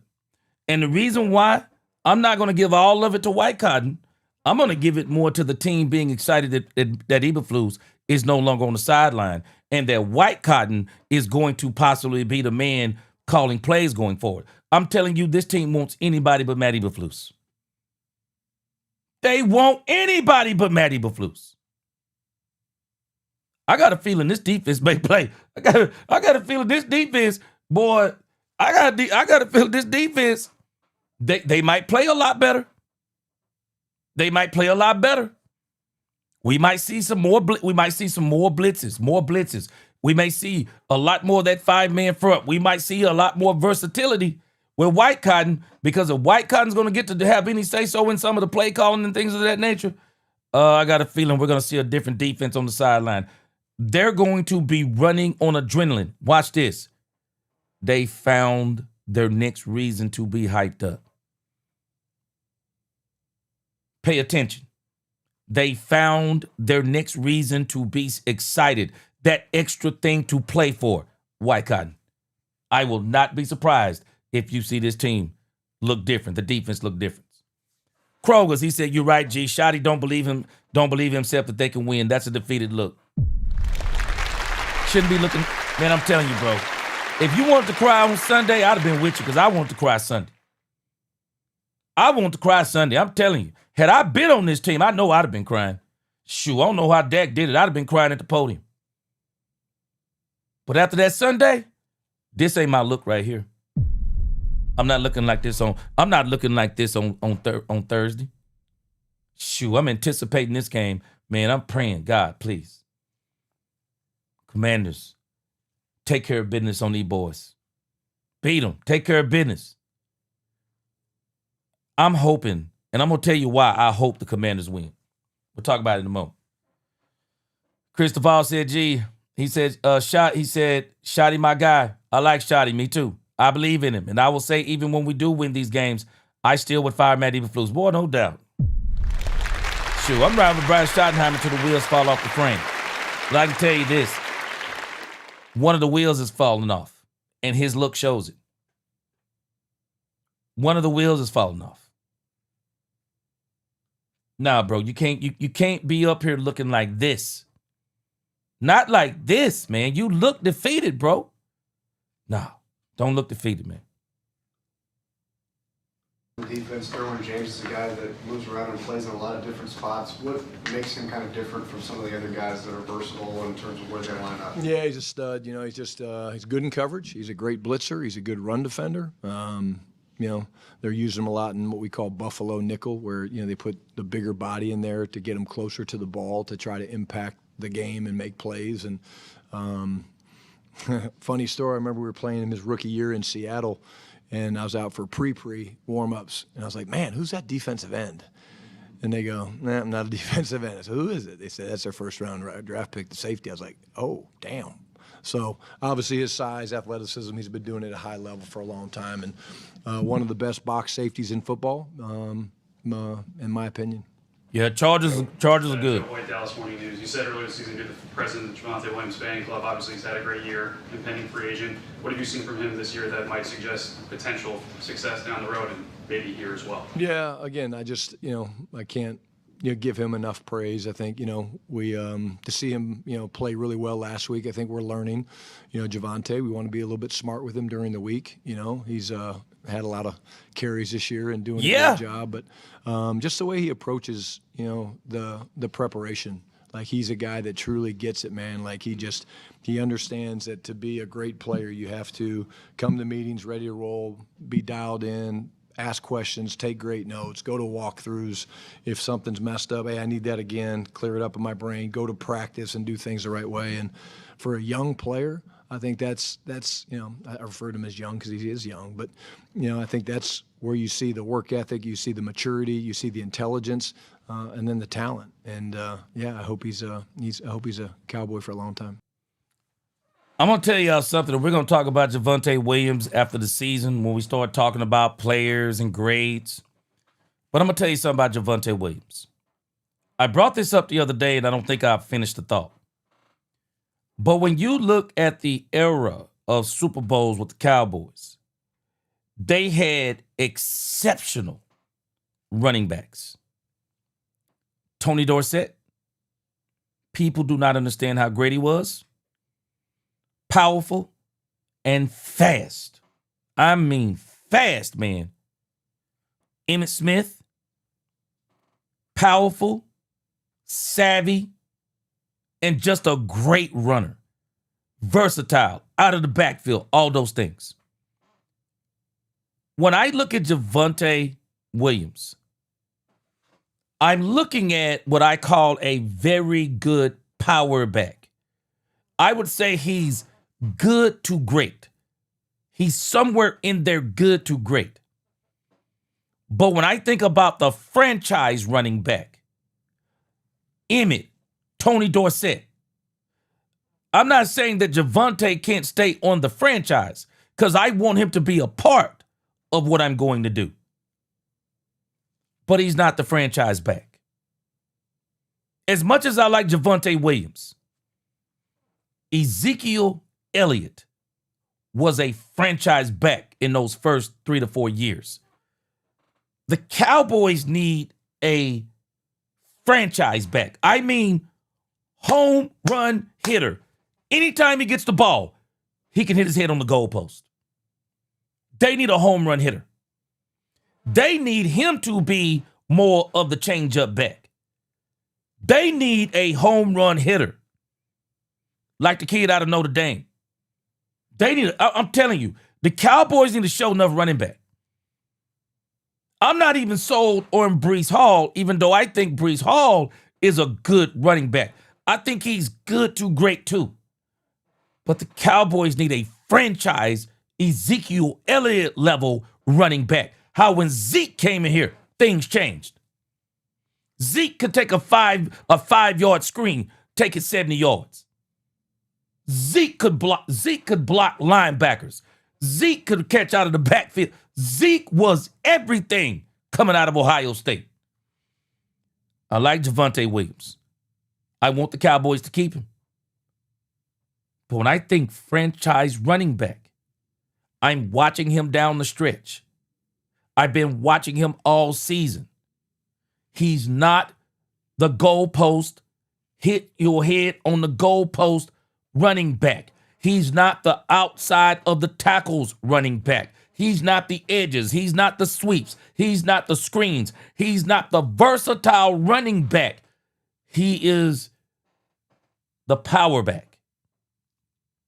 He's the power back. And I think with him and Phil Maffa, I still say you're still probably looking at the same type of back. I think those are the type of backs that are part of the plan.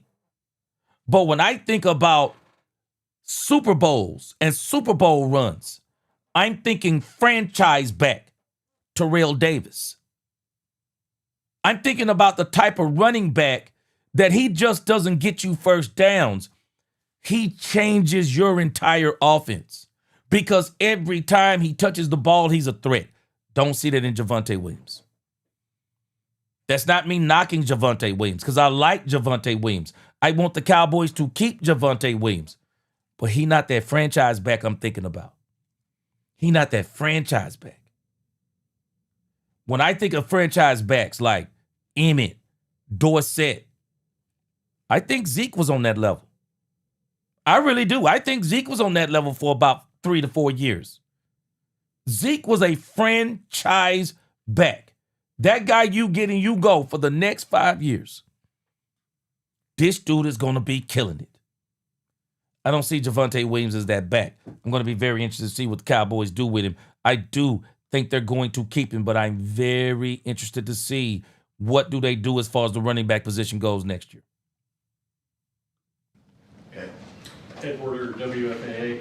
When Jerry essentially says publicly that he's going to evaluate your defensive coordinator over the next final 3 games, what's your reaction to that, and how do you handle that with Flus and his coaching staff? Yeah, I think at the end of the day, Ed, we all understand the business we're in, and this is the National Football League. I think Flus is a great coach. Now, watch what he said. This is the business that we're in. Yeah, Flus, you're on the hot seat. Brian has done a great job with this stuff. He always wants to make sure everybody knows he's in their corner. Man, Brian knows what's going on. Brian knows what's going on.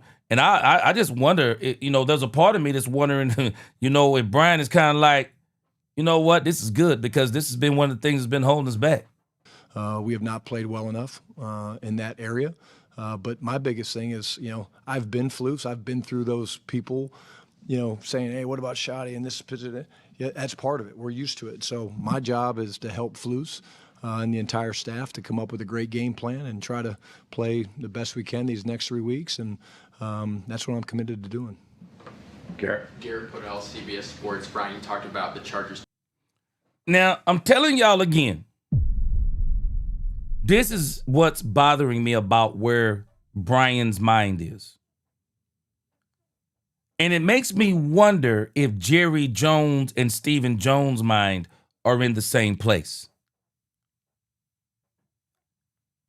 Y'all do know that if the Commanders beat the Philadelphia Eagles, that puts the Cowboys in a chokehold because they have to play. We're about to go into that is in the final part of this. Y'all do know that makes them have to play. The Cowboys can't stop playing until the Eagles lose. They can't stop playing until the Eagles lose. And so they got to have this team mentally prepared. Bro, this Chargers game is big. The Chargers game is big because we want to go into next season on the winning note. The Chargers game is big because the season isn't over. We want to have ourselves mentally prepared to beat the Chargers and not going into a game talking about, yeah, it's over, man, evaluation and this. No. All hands on deck. All hands on deck. Blaine ain't going on no. If it's me, you've been playing here. You've been playing hurt this season. Hey, bro. Let's wait and see what happens with Philly. Because if Philly loses, and if Quentin Williams can come off of it, even if he can come off concussion protocol, he got to come off. If he's able. I'm not saying you rush him off because I don't want to risk losing him. But I'm saying if he's ready, he's got to be ready. Ron Hanna, this is an absolute fact. One thing I learned about playing football when it comes to making the playoffs, you never wanted your chances to hang on another team winning or losing. It's a fact. But Ron Hanna, guess what? But when you put yourself in that situation, you play the hand that you're dealt. When you put yourself in that situation, you play the hand that you're dealt. And because you put yourself in that situation, then you do depend on other people on winning. And you still got to come out there and get your team up and say, just in case. Just in case. Connor Cool Man said Eberflus been ruining his Sundays for way too long. Lock and D, I agree with you. If there's anything that White Cotton has more than Matt Eberflus, it is energy.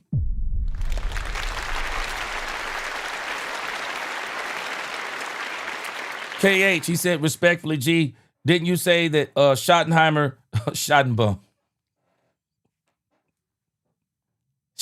going to be here? There's nothing we can do about Schottenheimer, but what I did say earlier is Jerry is not going to be as patient with Schottenheimer, I believe, as people think he is. He's keeping Schottenheimer. He ain't letting Schottenheimer go into next season and be halfway in the season like he was this season. He won't make it past next season. Shotty doesn't need to be calling plays, if you ask me. I don't think he needs to be calling plays because he's going to be here. He don't need to be calling plays. Ryan R. Javonte did his thing. I agree. With a bad shoulder, he kept fighting. I think he's good. But I don't look at him as a franchise back. That's not how I look at him. I don't look at him the way I looked at Dorsett, Emmett, and I don't even look at him the way that I looked at Zeke when Zeke was in his prime. Boy, when Zeke came out of college, oh my gosh. Boy, Zeke was insane, man. Javonte is a power back, but he's not a versatile back. Brian needs a versatile back. I mean, he needs a bang your head on the goalpost, screen running, sweep running, passing game.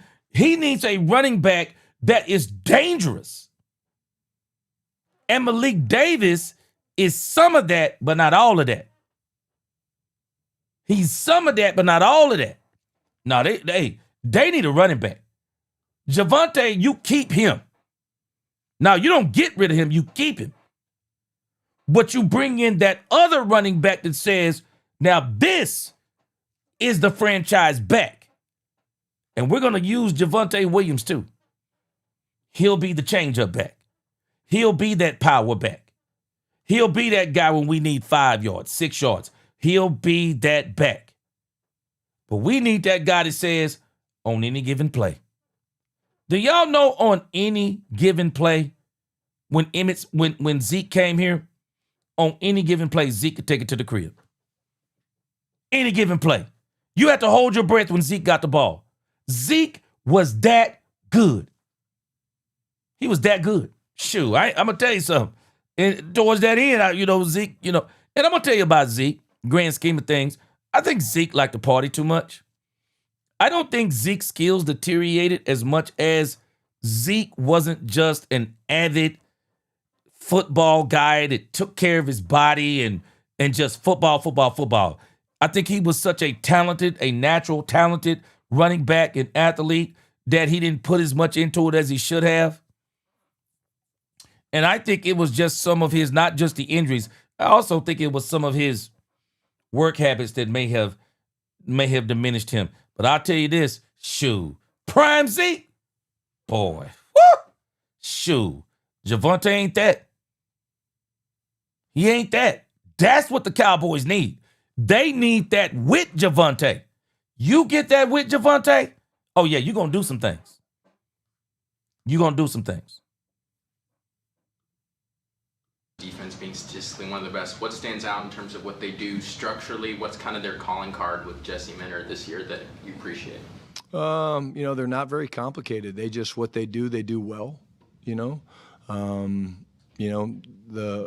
they're wise, they're smart with their pieces, meaning the way they use Derwin, the flexibility they have with their defensive ends. They're deep there with Khalil Mack and Thule, and then you got Bud Dupree, and they're big and strong. The backers, both Perryman and Henley, are very physical players, but you can't watch their film and not get caught up in how physical. Daniel M., it was always about 2026. I've been saying that since I started the channel. 2 or 3 years ago, whatever. It was always about 2026. I immediately was, a fan because I just saw the way those guys played and the way they impacted the game, and I think he's done a hell of a job for that organization. Christy Scales, Cowboys Radio 105.3 The Fan. More on the defense. High number of interceptions, and it looks like they spread the wealth with that. Lots of different players. Attribute that pressure, or they do a lot of stuff? Or what do you see with that? Yeah, it's a great question, Christy. They play a lot of spot drop coverage. So what's that mean? It means they're dropping to locations and landmarks. So, okay, I got to get inside edge of the numbers. I got to get in the alley. I got to be on the hash. I got to be there, and they all have vision on the quarterback. So anytime the quarterback is affected and the ball does not go where it's supposed to go, they've got eyes on the ball, which allows them to make plays on the ball.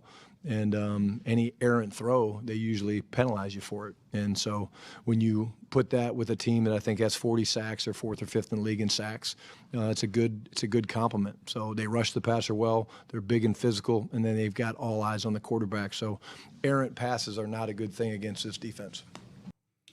I'm going to tell us something right now as we get ready to close our shotty. And I'm going to keep it 100% real with us. If they don't have this team ready to play, y'all better get ready for one of the worst blowouts you've ever seen in Texas Stadium. If they don't have this team ready to play, they better have this team ready to play. And Brian has better have a ball control plan. Because I'm telling you now, I saw Minnesota play, but I've seen the Chargers play. Them boys are physical. Shoot, that defense physical. They're going to be no holds barred. They are going to be no holds barred. Them boys are going to pigeonhole Brian Schottenheimer into one style of play. You watch what I tell you. The Chargers are going to take away the run game from the Cowboys. That will be their goal. They're going to take away that run game. They're going to put the Cowboys in passing situations, and they're going to go to work. Brian better have he better have a game plans of game plans. He better have a game plans of game plans. And this is why I want to see what he's made of. I want to see what he's made of. I want the Commanders to lose. I want to see what he's made of. Because right now, that man is defeated. This man ain't even talking about winning if y'all listening to him. He ain't even talking about winning the game, y'all. This man is talking about playing the game, not winning the game. He ain't talking about winning. He talking about playing. This is a different... I'm just telling this man. This is why I said he needs a whole year as the Cowboys coach. Being the head coach of the Cowboys, I think it's different than any other job out there. Every head coaching job in this league, there's an expectation to win, but not like the Cowboys. Because every time the Cowboys change coaches, that coach is expected to be the next Jimmy Johnson or better. the next Tom Landry or better. He's expected, even if he doesn't have it on his resume, he's expected to end the 30-year drought. He's expected to win the Super Bowls. He's expected to bring the changes that we've been waiting on for 30-plus years. This man needs to understand what that feels like. And from what I'm looking at on his face, I see defeat. I see defeat. Shoo. Man, let me tell you something. Being the coach of the Dallas Cowboys is like being the president of the United States. You come in this thing looking one way, you leave looking another one. Shoo. Think I'm playing. Shoo. And you come in here looking 30, you leave this joint looking 60. Man, boy, you gotta be built for this Cowboys job. Man, everybody ain't built for it. You gotta put up with the expectations. You gotta deal with Jerry Jones. You gotta deal with the media. You gotta deal with the diva players. You gotta deal with every single team you see. They're gonna give you their best shot every single week. Man, you gotta be ready for all that being the Dallas Cowboy coach. Shoo. Man, this job will take some age off of you, man. I'm telling you. Saunders of The Athletic. Brian, kind of a broad type of question. Often we see in the shotgun, running backs are next to or slightly behind the quarterback. When you have the running back ahead of the quarterback, just what's the in front of the quarterback? What's the intention that when offenses do that? Yeah, interesting question. It's a great question. There's different philosophies. The number one thing you would say is, obviously, I've always talked about how you want to create the depth of the pocket starts in the A-gaps. When you keep your back at depth, if the guy blitzes, there's a collision that usually happens about 2.5 yards deep in the backfield, and the quarterbacks are trusting that the back's going to get there. That's one reason. The bigger issue is now there's so many picks on side that, like, they pick the guard or they'll pick the center or they'll pick the guard and they'll wrap the defensive lineman with the backer. When you're at different depths, it's almost impossible to pass that off. So by moving them up into location, they can work together. It'd be like Tad and I working together to pass a game would be a lot easier than me and you working on a game because of the proximity to one another. So that's one of the reasons why we do it. If your back is there and if you need help on the edge, is it still possible for the back to get over and help the tackle on the outside? That's why people do it, because they know when you get stuck down in the A-gaps right there, that's why they know, hey, you can't help the tackle. So we do a lot of our chips with tight ends and things like that on the edges. So it's just different philosophies and not right or wrong. But, again, it's designed for a reason. And tell me what you thought. Jason Garrett was at 13 seasons. Right, good. Todd? I'll ask the weekly, daily Trayvon question. Will he practice today? Absolutely. Okay. Absolutely. We'll all be out there in pads having a hell of a practice. All right, guys. Thank you.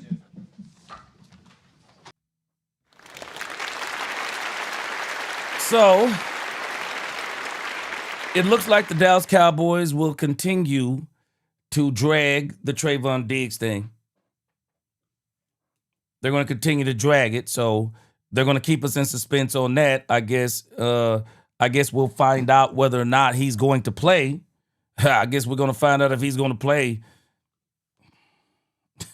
I don't know. Like I said, Diggs better than me.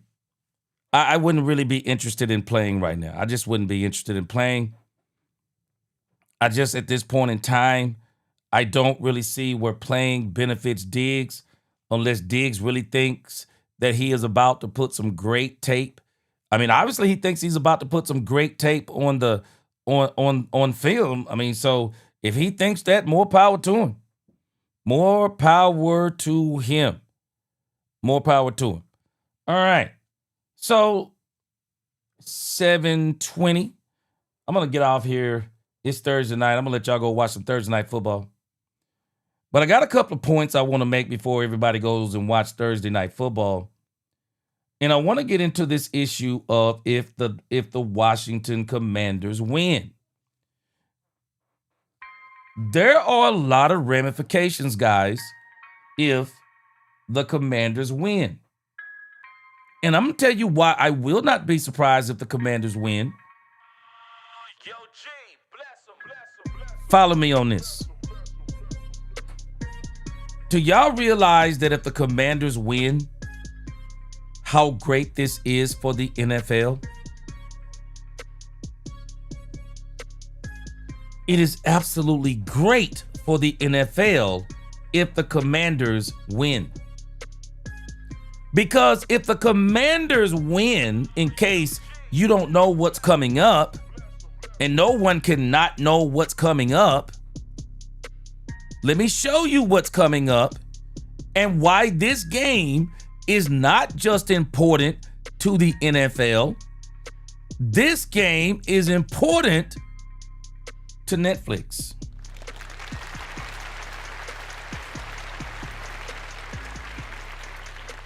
Y'all do know the Cowboys play the Washington Commanders on Christmas. If the Philadelphia Eagles beat the Washington Commanders, are we really thinking that people will tune in? They'll tune in, but how interested will they really be in the Washington Commanders and the Dallas Cowboys on Christmas? I mean, it's the Dallas Cowboys. People are going to watch it.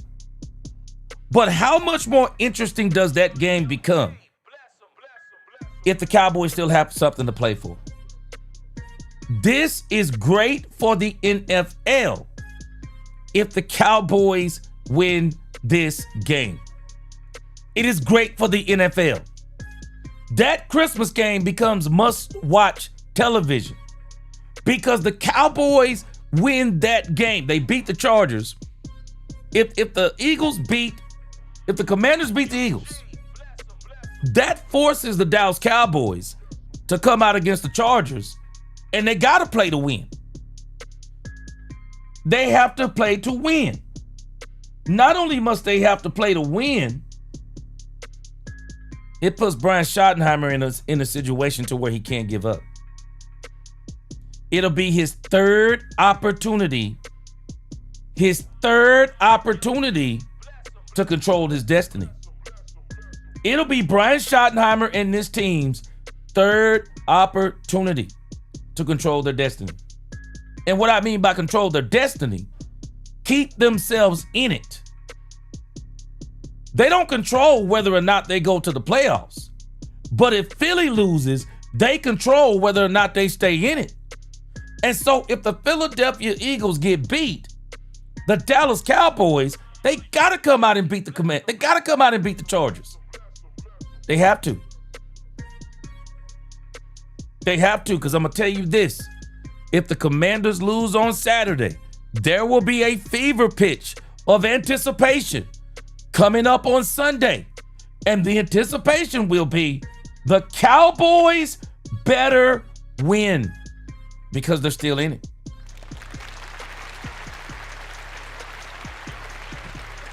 Oh, y'all don't understand how deep the rabbit hole goes on this. Y'all do not understand how deep the rabbit hole goes on this thing with the Dallas Cowboys, the Philadelphia Eagles, and the Washington Commanders, and why this is so great for the league. I already told you about the Christmas game. I already told you that this is going to be must-watch TV. But another PowerPoint in this, another PowerPoint.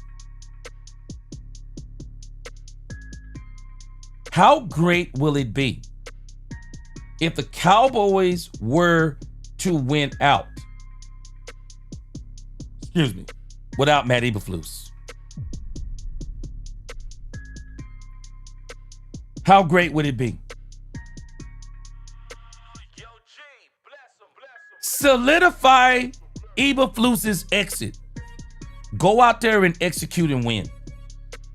Solidify his exit. Show, this is this team's opportunity to show how much better they would look up under White Cotton or any other coach not named Matt Eberflus. This is important. If the Commanders win, White Cotton can rally this defense to look better, and the Cowboys can continue to win. This is going to help not only the Cowboys, it's going to help the league. Because the next issue, The reason why this becomes exciting, if the Washington Commanders find a way to beat the Eagles then have to travel to Buffalo. They are going to get beat, I believe, in Buffalo. It will shock me if the Buffalo Bills, who will also be playing for playoff position, that they don't beat the brakes off of the Philadelphia Eagles. I'm telling us, that Buffalo defense is really good. I got a feeling they're going to beat the Eagles. And the Eagles may very well say, let's go ahead and knock this game out with the Commanders so that the Bills game don't mean anything. The pressure is still on the Eagles. Because if they lose, then each game becomes that much more heightened. If they lose against the Commanders, that Bills game becomes heightened. They lose against the Bills, guess why? Another reason why this is good for the league. Because the league will get exactly what it wants. Here we go. They will get it to come down for the Dallas Cowboys and the Philadelphia Eagles. It will come down to the last game of the season. And that's what the NFL wants. Let me show you something else. You got to really understand how deep down the rabbit hole this goes and why this is great for the NFL if the Eagles actually lose against the Commanders. This helps the NFL. It makes us keep being interested in the Cowboys this season. It makes the media still be interested in the Cowboys. It makes people who hate the Cowboys still watch the Cowboys. And also, it keeps the interest even in the Philadelphia Eagles game. Because how much more interesting is it if the Eagles clinch against the Commanders this week? Who's really going to want to watch the Eagles play the Buffalo Bills? I mean, will it really be a big game? This is a very big deal on Saturday. If the Commanders win, man, there are so many ramifications. And let me show you something that's even more incredible. Do y'all realize this would be the third time? This would be the third time in 3 weeks the Cowboys would have an opportunity to keep their playoff hopes alive. I want to see what Brian Schottenheimer's made of. I want to see what he's made of. You lost to the Lions. You lost to the Vikings. If Philadelphia gets beat by the Commanders, can you help your team rise to the occasion? Can you help your team rise to the occasion? Can you get your team back up and say, let's go out here and beat the Chargers, we're still in it? Can you get your team to rise to that level? Because then you come right back around on a Thursday night and you're going to have the Commanders. Can you get your team to rise to the occasion again? Watch how deep down the rabbit hole this goes. The Eagles, they will get the opportunity to put the Cowboys, and let me pull up the game. Let me pull up the schedule on the Eagles. The Eagles, they're going to get their opportunity to close this out. But if the Eagles don't close this out, they're going to put pressure on the Cowboys to have to beat the Chargers. Are y'all following where I'm going? If they lose to the Commanders, then they put pressure on the Cowboys to have to beat the Chargers. But if the Cowboys beat the Chargers and they lose to the Commanders, then the Cowboys get to come back and repay the favor, because then the Cowboys can beat the Commanders, and then they'll put the Eagles in a situation to where they have to keep playing against the Bills. And then the Bills beat them. And then Look at what the NFL has done brilliantly if this all works out. Y'all do know there is a reason why the Washington Commanders versus the Eagles again says to be determined, and the Cowboys versus the Giants says to be determined, both games on the same day. Because you know what I would do if I was the NFL? If the Eagles lose their next 2 games, Cowboys win their next 2 games, you know what I'm doing if I'm the NFL? I'm going to make the Cowboys play the Giants first, so that the Cowboys don't know if the Cowboys don't know if the Eagles have lost, meaning they can't take off for that Giants game. I want the Eagles to be second because I think the Cowboys can beat the Giants if they lose 2 in a row.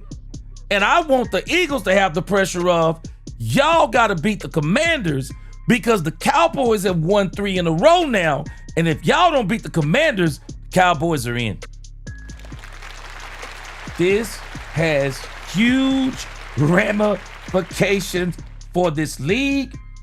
It has huge ramifications for the Cowboys. It's going to show us what the Cowboys are made of. I want to see it. I want to see it. I want to see what Brian Schottenheimer does with his back against the wall. I want to see what he does when he gets a third chance. I want to see what he does if he gets a third chance at redemption. I want to see what he does. I pray this season doesn't get to be over for the Cowboys on Saturday. That's too easy for him. It's too easy for him. I don't want it to be over. I want them to have to play. I want them to have to play. I want them to have to reach down deep inside and say, we still in this thing. We got to keep playing. It's too easy for them. I don't want them let off the hook. My sister Niecy, where you been? Where have you been, Niecy? I mean, it's not my business, but I still want to know. Why have you not been in the chat? Where you been? The chat ain't the same without you. What's going on? Good to see you. Y'all tell me what y'all think about what I just said. I'm telling y'all, this game has huge ramifications. It is in the NFL's best interest that the Eagles lose on Saturday. It is in their best interest that the Cowboys win on Sunday, because the goal is to keep people engaged in these games. Oh man, I'm praying. I'm praying. I am praying for this. This scenario is crazy. I'm telling you. This scenario is crazy. This scenario is crazy. Got to keep him in. Dominique said, gee, that man was here for 13 seasons and so many 8-8 seasons, not funny. You know what, though? Dominique, I say Garrett got a bad rap. You know, Garrett fell to some, injuries too. But I say Garrett was the one who was trying to get us back to that 90s Cowboys, even though the defense, they never did get it. Never get the defense right. But the reason why I say, Dominique, I don't think Jerry will have that same patience is because Jerry thought when Jason Garrett was around that he was going to still be alive. Man, Jerry got more yesterdays than tomorrows now, Dominique. Jerry got more yesterdays than tomorrow. Poobie D said it's too late to play Diggs now. I agree. Kevin says, why risk your quarterback when the season is over? I don't want the season to be over. I don't want it to be over. It would be a risk if the season wasn't over and he was playing. I don't want it to be over. This is why I want the Commanders to win. I don't want the Cowboys to go out like this and say, okay, let's just go ahead and sit everybody down. Let's just get into evaluate. No, that's too easy. I don't want to let Brian Schottenheimer off the hook. No, I want to see what he's made of. And we all should want to see what he's made of. This man is sitting at the podium, sitting in a press conference with the look of defeat and failure on his face. No, I want you to have to keep playing, Brian. I want to see, can you get this team up to play with your back against the wall? I don't want to hear no woe is you. I don't want to hear it. I wish I was getting paid. I wish I was getting paid the money these guys get to do what they do. No. They don't need to get to go off. They don't need to get to take the. Dak don't need. If you ask Dak, he don't need to be off the next 3 games. He needs to be playing for something. I don't need to see what Joe Milton is. I know what Joe Milton is. He's a 6th-round draft pick. We got to stop thinking every time we get a player, the whole league made a mistake on him, and everybody looked him over, and they're this, that, and the other. We already know what Joe Milton is. He's a 6th-round draft pick. We didn't bring him here to take Dak Prescott's place. We'll deal with that stuff when it comes. We'll deal with it when it comes. There's no difference in if the Cowboys were still in it and Dak got hurt. What's the difference? No, I want them to still have something to play for. We'll cross that bridge when it happens. I want them to still have something to play for. Don't let this team off like this. Don't let this team off like this. This is an easy cop-out to just say we're in evaluation mode. I don't want to see what a coach is when he's playing with house money. Even White Cotton in the grand scheme of things. Will we really know what he is? Do we really know what he is when he's playing with house money? Do we really know what he is? Because I can tell you I know what Matt Eberflus is. I know what Matt Eberflus is because we had 2 games in a row to where we could have kept winning and we could have kept the Philadelphia Eagles in a headlock. I know that much about Matt Eberflus, that when the money was on the table, he lost. And I'm done with that evaluation mode. And I'm not putting White Cotton on evaluation mode when there's nothing to play for. I'm not doing it. This is Cowboy stuff if we do it. It's the same old if we say, hey, White Cotton, he's the answer. He's not the answer. There's nothing to play for. I want something to play for. I want something to play for.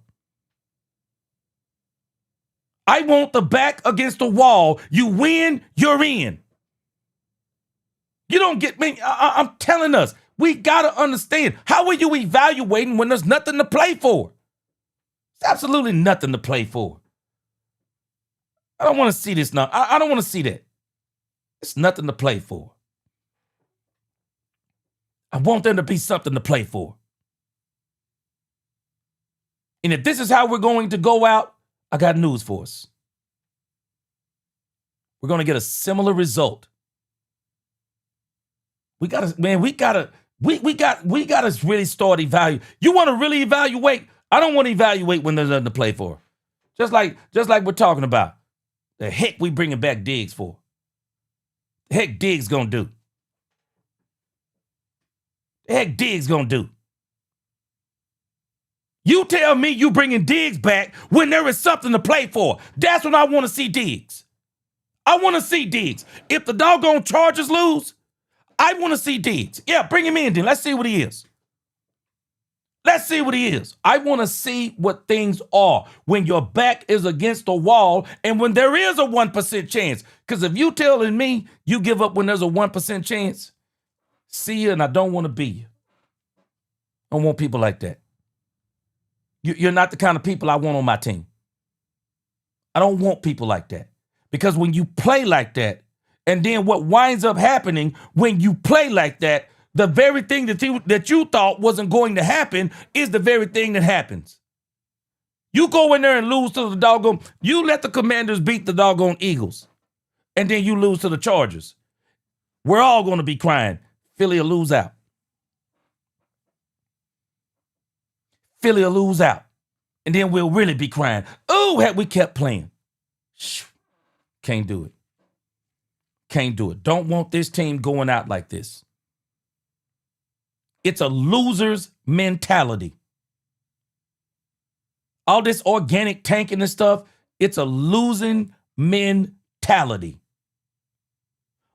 Until there is 0 chance, then we have these conversations. Then we have these conversations about sitting people and not playing. Then we have those conversations. But until then, no, I'm not having this conversation. I'm not having it. And y'all can have it if y'all want to, but I'm not having it. And nobody could coach for me having these conversations. Nobody could coach for me with those thoughts in their head. It's over. No, bro, it's not over. They told Tom Coughlin the same thing. No, you're going to play. You're going to play until there is nothing as far as the playoffs go. If we want to sit Dak Prescott after there is nothing to play for, have that conversation then. But until that time, no. Not having that conversation. Not doing it. Washington Commanders and the Philadelphia Eagles still have to play on Saturday. I want to see how it turns out. When that game is over, then we can start having those conversations. Ron Hanna, he says, in my opinion, White Cotton will have this team playing much better than Eberflus. I think he will, but I also think some of that is going to be the adrenaline of those players also glad that Matt Eberflus is not down there on the sidelines no more. I think you're going to see some of that. So there's going to be a combination of things. But again, is it truly an evaluation of White Cotton when there's nothing to play for? I'm sorry, but it's not. It's not anything. If y'all think so, I don't know what to tell you. It's not anything to play for. How do you evaluate this man and there's nothing to play for? There's nothing to play for. This is the reason why I say Flus needs to be gone. I'm not evaluating Flus when there's no chips on the table. You evaluate a man when the chips on the table. No, where are you evaluating somebody with no chips on the table? How are you evaluating somebody? You ever notice how people play different for contracts? You ever notice how people play different or coach different or do things different when they have something to coach for? Eberflus has failed. But we see this over and over with people. When they have an incentive to do something that benefits them and them only, it's different.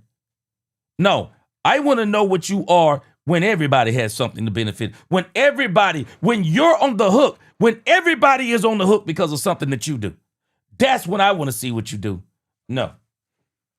I don't think it's an evaluation when there's nothing to play for. All right, Nisi. All right. Prayers up for you then. Glad to see you back. Glad to see you better. That weather's been crazy. Well, in Texas, it's been crazy. It's been hot, cold, and now they talking about it's going to be 80 degrees on Christmas. Ron Hanna said, man, if this was to happen, he said, I'll be honest, the way this staff have these guys come out, I don't trust them, and I'm sorry to say that. Real talk. No, Ron Hanna, don't be sorry to say it. Because that's what you want to see. That's my point, Ron Hanna. I don't want to give this team an easy out. White Cotton would get an easy out if there's nothing to play for. It's an easy out. No, I want to see what you do when you got something to play for. Because, hey, if you can win these next 3 games, Commanders beat the Eagles. Bills beat the Eagles. We need you to coach us through winning the next 2 games. That will tell me more about White Cotton than anything. Man, when you're playing with house money, you do know you play different with my money than you do your own, right? You do know you play different with my money than your own money. It's amazing to me, my children, now that they're older, it's amazing to me when we were spending my money to go out to eat. Hey, let's get everything we want to get. But now when they're going out to eat with their own money, they're a lot more cheaper. Ooh, that place is too expensive. Why was it never too expensive when that was my money? Why was it not too expensive when that was my money? Why? You had nothing to lose. And I definitely don't want the Cowboys rolling up in here saying, hey, White Cotton, it's your job. If you do good these next 3 games, it's your job. No, and no. Go out there and do a coaching search. If you want to see what White Cotton looks like and how he does certain things, fine. Do not let this man have that job. Because if we do, it's the same old Cowboys mess. Don't let the dude have this job. And don't promise him the job. Don't even give him the thinking of, man, if you win these next 3 games, hey, White Cotton, You gonna be the next. No, I don't want him thinking that. I want him to thinking exactly what it is. Hey, you got an opportunity to kind of show us how you operate, what you can do, and all these different things. But this job is open. This job is open. The Cowboys need to have this job open. I don't want White Cotton to be the head coach of this team.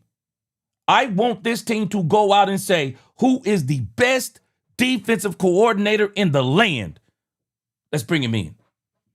Because White Cotton would be nothing but continuity all over again, because the Cowboys know who he is and he knows who the Cowboys is, and it would be the same thing all over again. I don't want it. Go out there and get somebody. We got to stop doing the same thing over and over again and then think we're doing something different. That would be Cowboys like.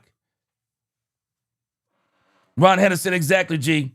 We had that mentality for too long. We need to change the mentality of the team. Losing ain't acceptable no more, period. Facts. I want the Commanders to win. I want them to win. Because I'm telling us we're digging our own grave and we don't even hear what we're saying. We're actually saying it's okay for us to lose. It's not okay. That's what's got us messed up now. It's not okay. And this team gets to certain points and it says it's okay to lose. No, there's a lot to play for.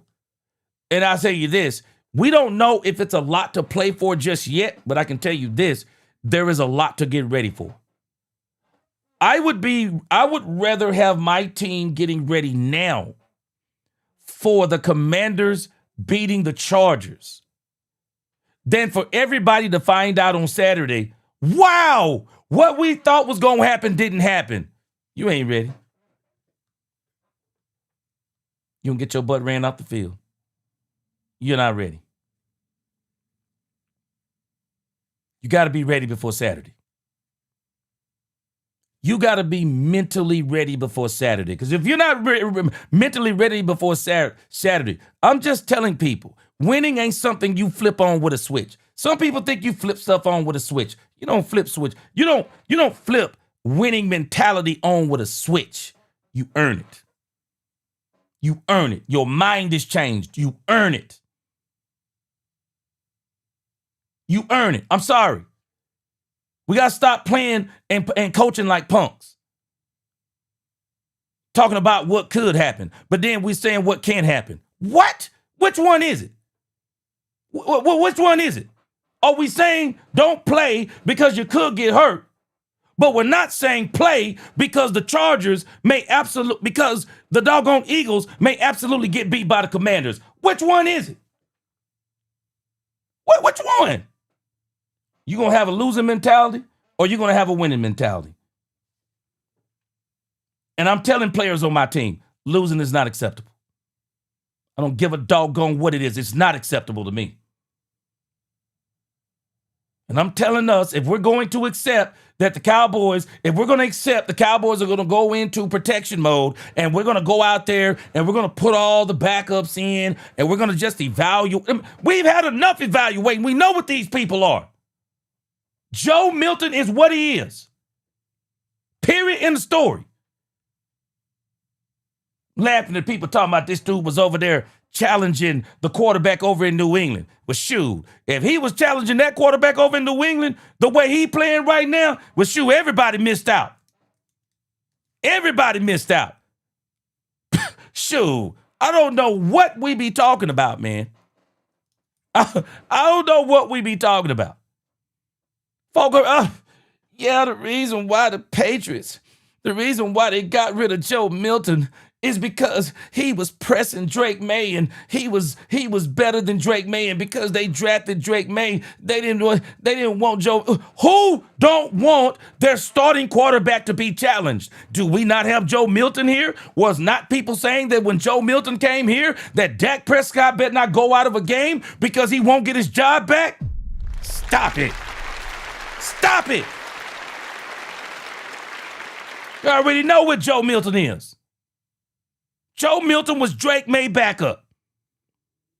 And I'm telling you now, I'm not believing, folk, that Joe Milton was over there playing so good that Mike Vrabel, with no dog in the fight, looked at the film and said, wow, this kid Joe Milton can throw a ball 90 plus yards. He's 6'4", 6'5". He's a quote unquote prototypical quarterback, and he is outplaying Drake May.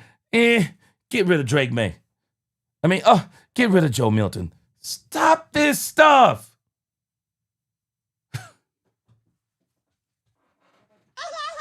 We fooling ourselves. We know what Joe Milton is. We know what Joe Milton is. I'm sorry, but we know what Joe Milton is. I don't need to see what he is. I know what he is. He's a 6th round draft pick. He's got a cannon for an arm. He has no accuracy. He can run the ball some. He is a backup quarterback. That's all he is. I don't need to see what he is. The fact that Mark Vrabel, and if anybody thinks that Mike Vrabel would be dumb enough to give up Joe Milton, do y'all not know teams dream of these type of problems? To draft a quarterback in the first round and then draft another quarterback in a late round, and then the late round quarterback is so good, he's pushing the first round quarterback because you could actually use that quarterback. You could either say, he's going to be my backup quarterback, or, hey, man, this guy is so good, we could actually trade Drake May and get us another first rounder, or we could trade Joe Milton and get us another first or a second rounder. Man, are we really fooling ourselves? The New England Patriots wanted a 3rd round pick, and everybody went radio silent on the Patriots. Buffalo Bills needed a quarterback, didn't get him. Jets needed a quarterback, didn't get him. Cleveland Browns needed a quarterback, didn't get him. New Orleans Saints needed a quarterback, didn't get him. We know what Milton is. I don't know why we do this. Why do we do this? We know who Joe Milton is. We know what he is. He's our backup quarterback. I'm not talking bad about Milton. I'm just telling you who Milton is.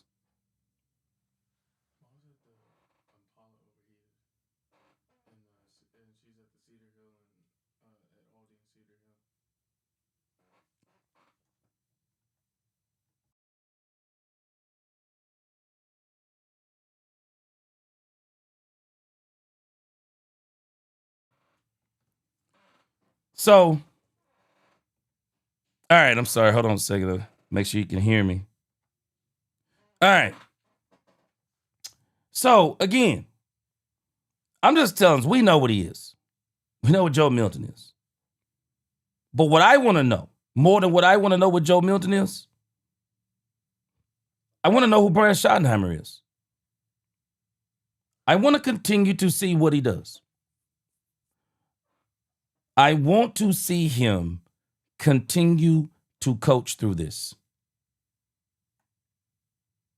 That's what I want to see. I want to see him continue to coach through it. I want to see the Commanders win, because I want to see Brian challenge his team to rise to the occasion. I want to see him do it. I want to see the Bills beat the Philadelphia Eagles, because I want Brian Schottenheimer to continue to challenge his team. I want to see him continue to do it. I want money on the table. I want it on the table. I'm not evaluating nobody with no money to play for and nothing to play for and no money on the table. No, I want to see him coaching, and I want to see these players playing for something. Pride ain't enough. Pride ain't enough. Pride ain't enough. I want to see you continue a 3rd shot at redemption. Can you do it?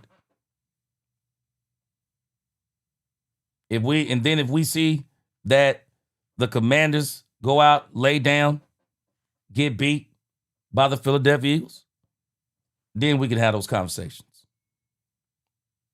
Then we can have those conversations about sitting players for the last 2 games, sitting them for the last 2 games, whatever the case may be. So, y'all tell me what you think. But I'm pretty excited about the rest.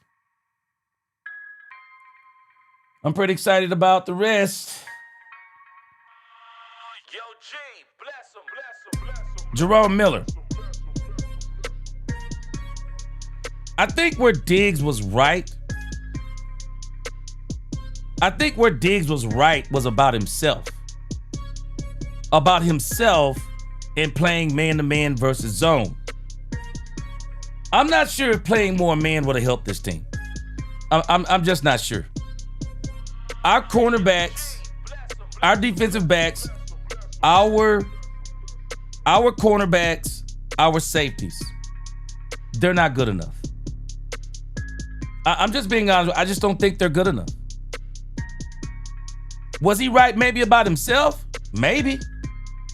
But I don't think he was right about the entire thing. Because even if you're talking about man,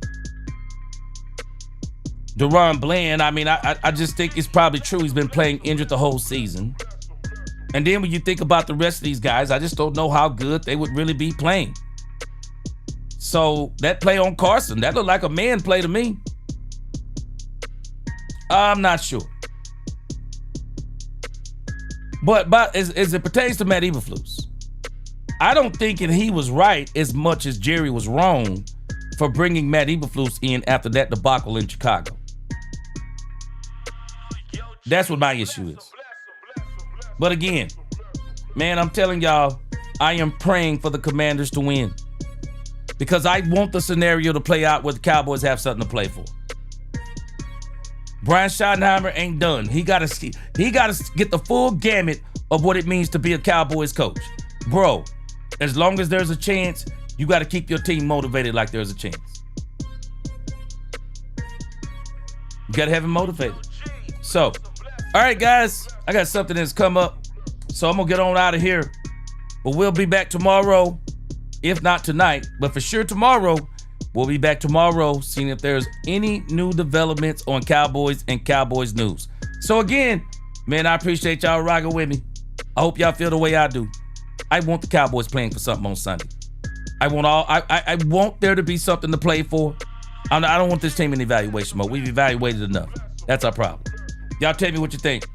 Let me know in the comments. Like, share, subscribe. Hit the notification bell. Until the next time, DC4L, God bless. Let's talk Cowboys and we talk facts. Peace.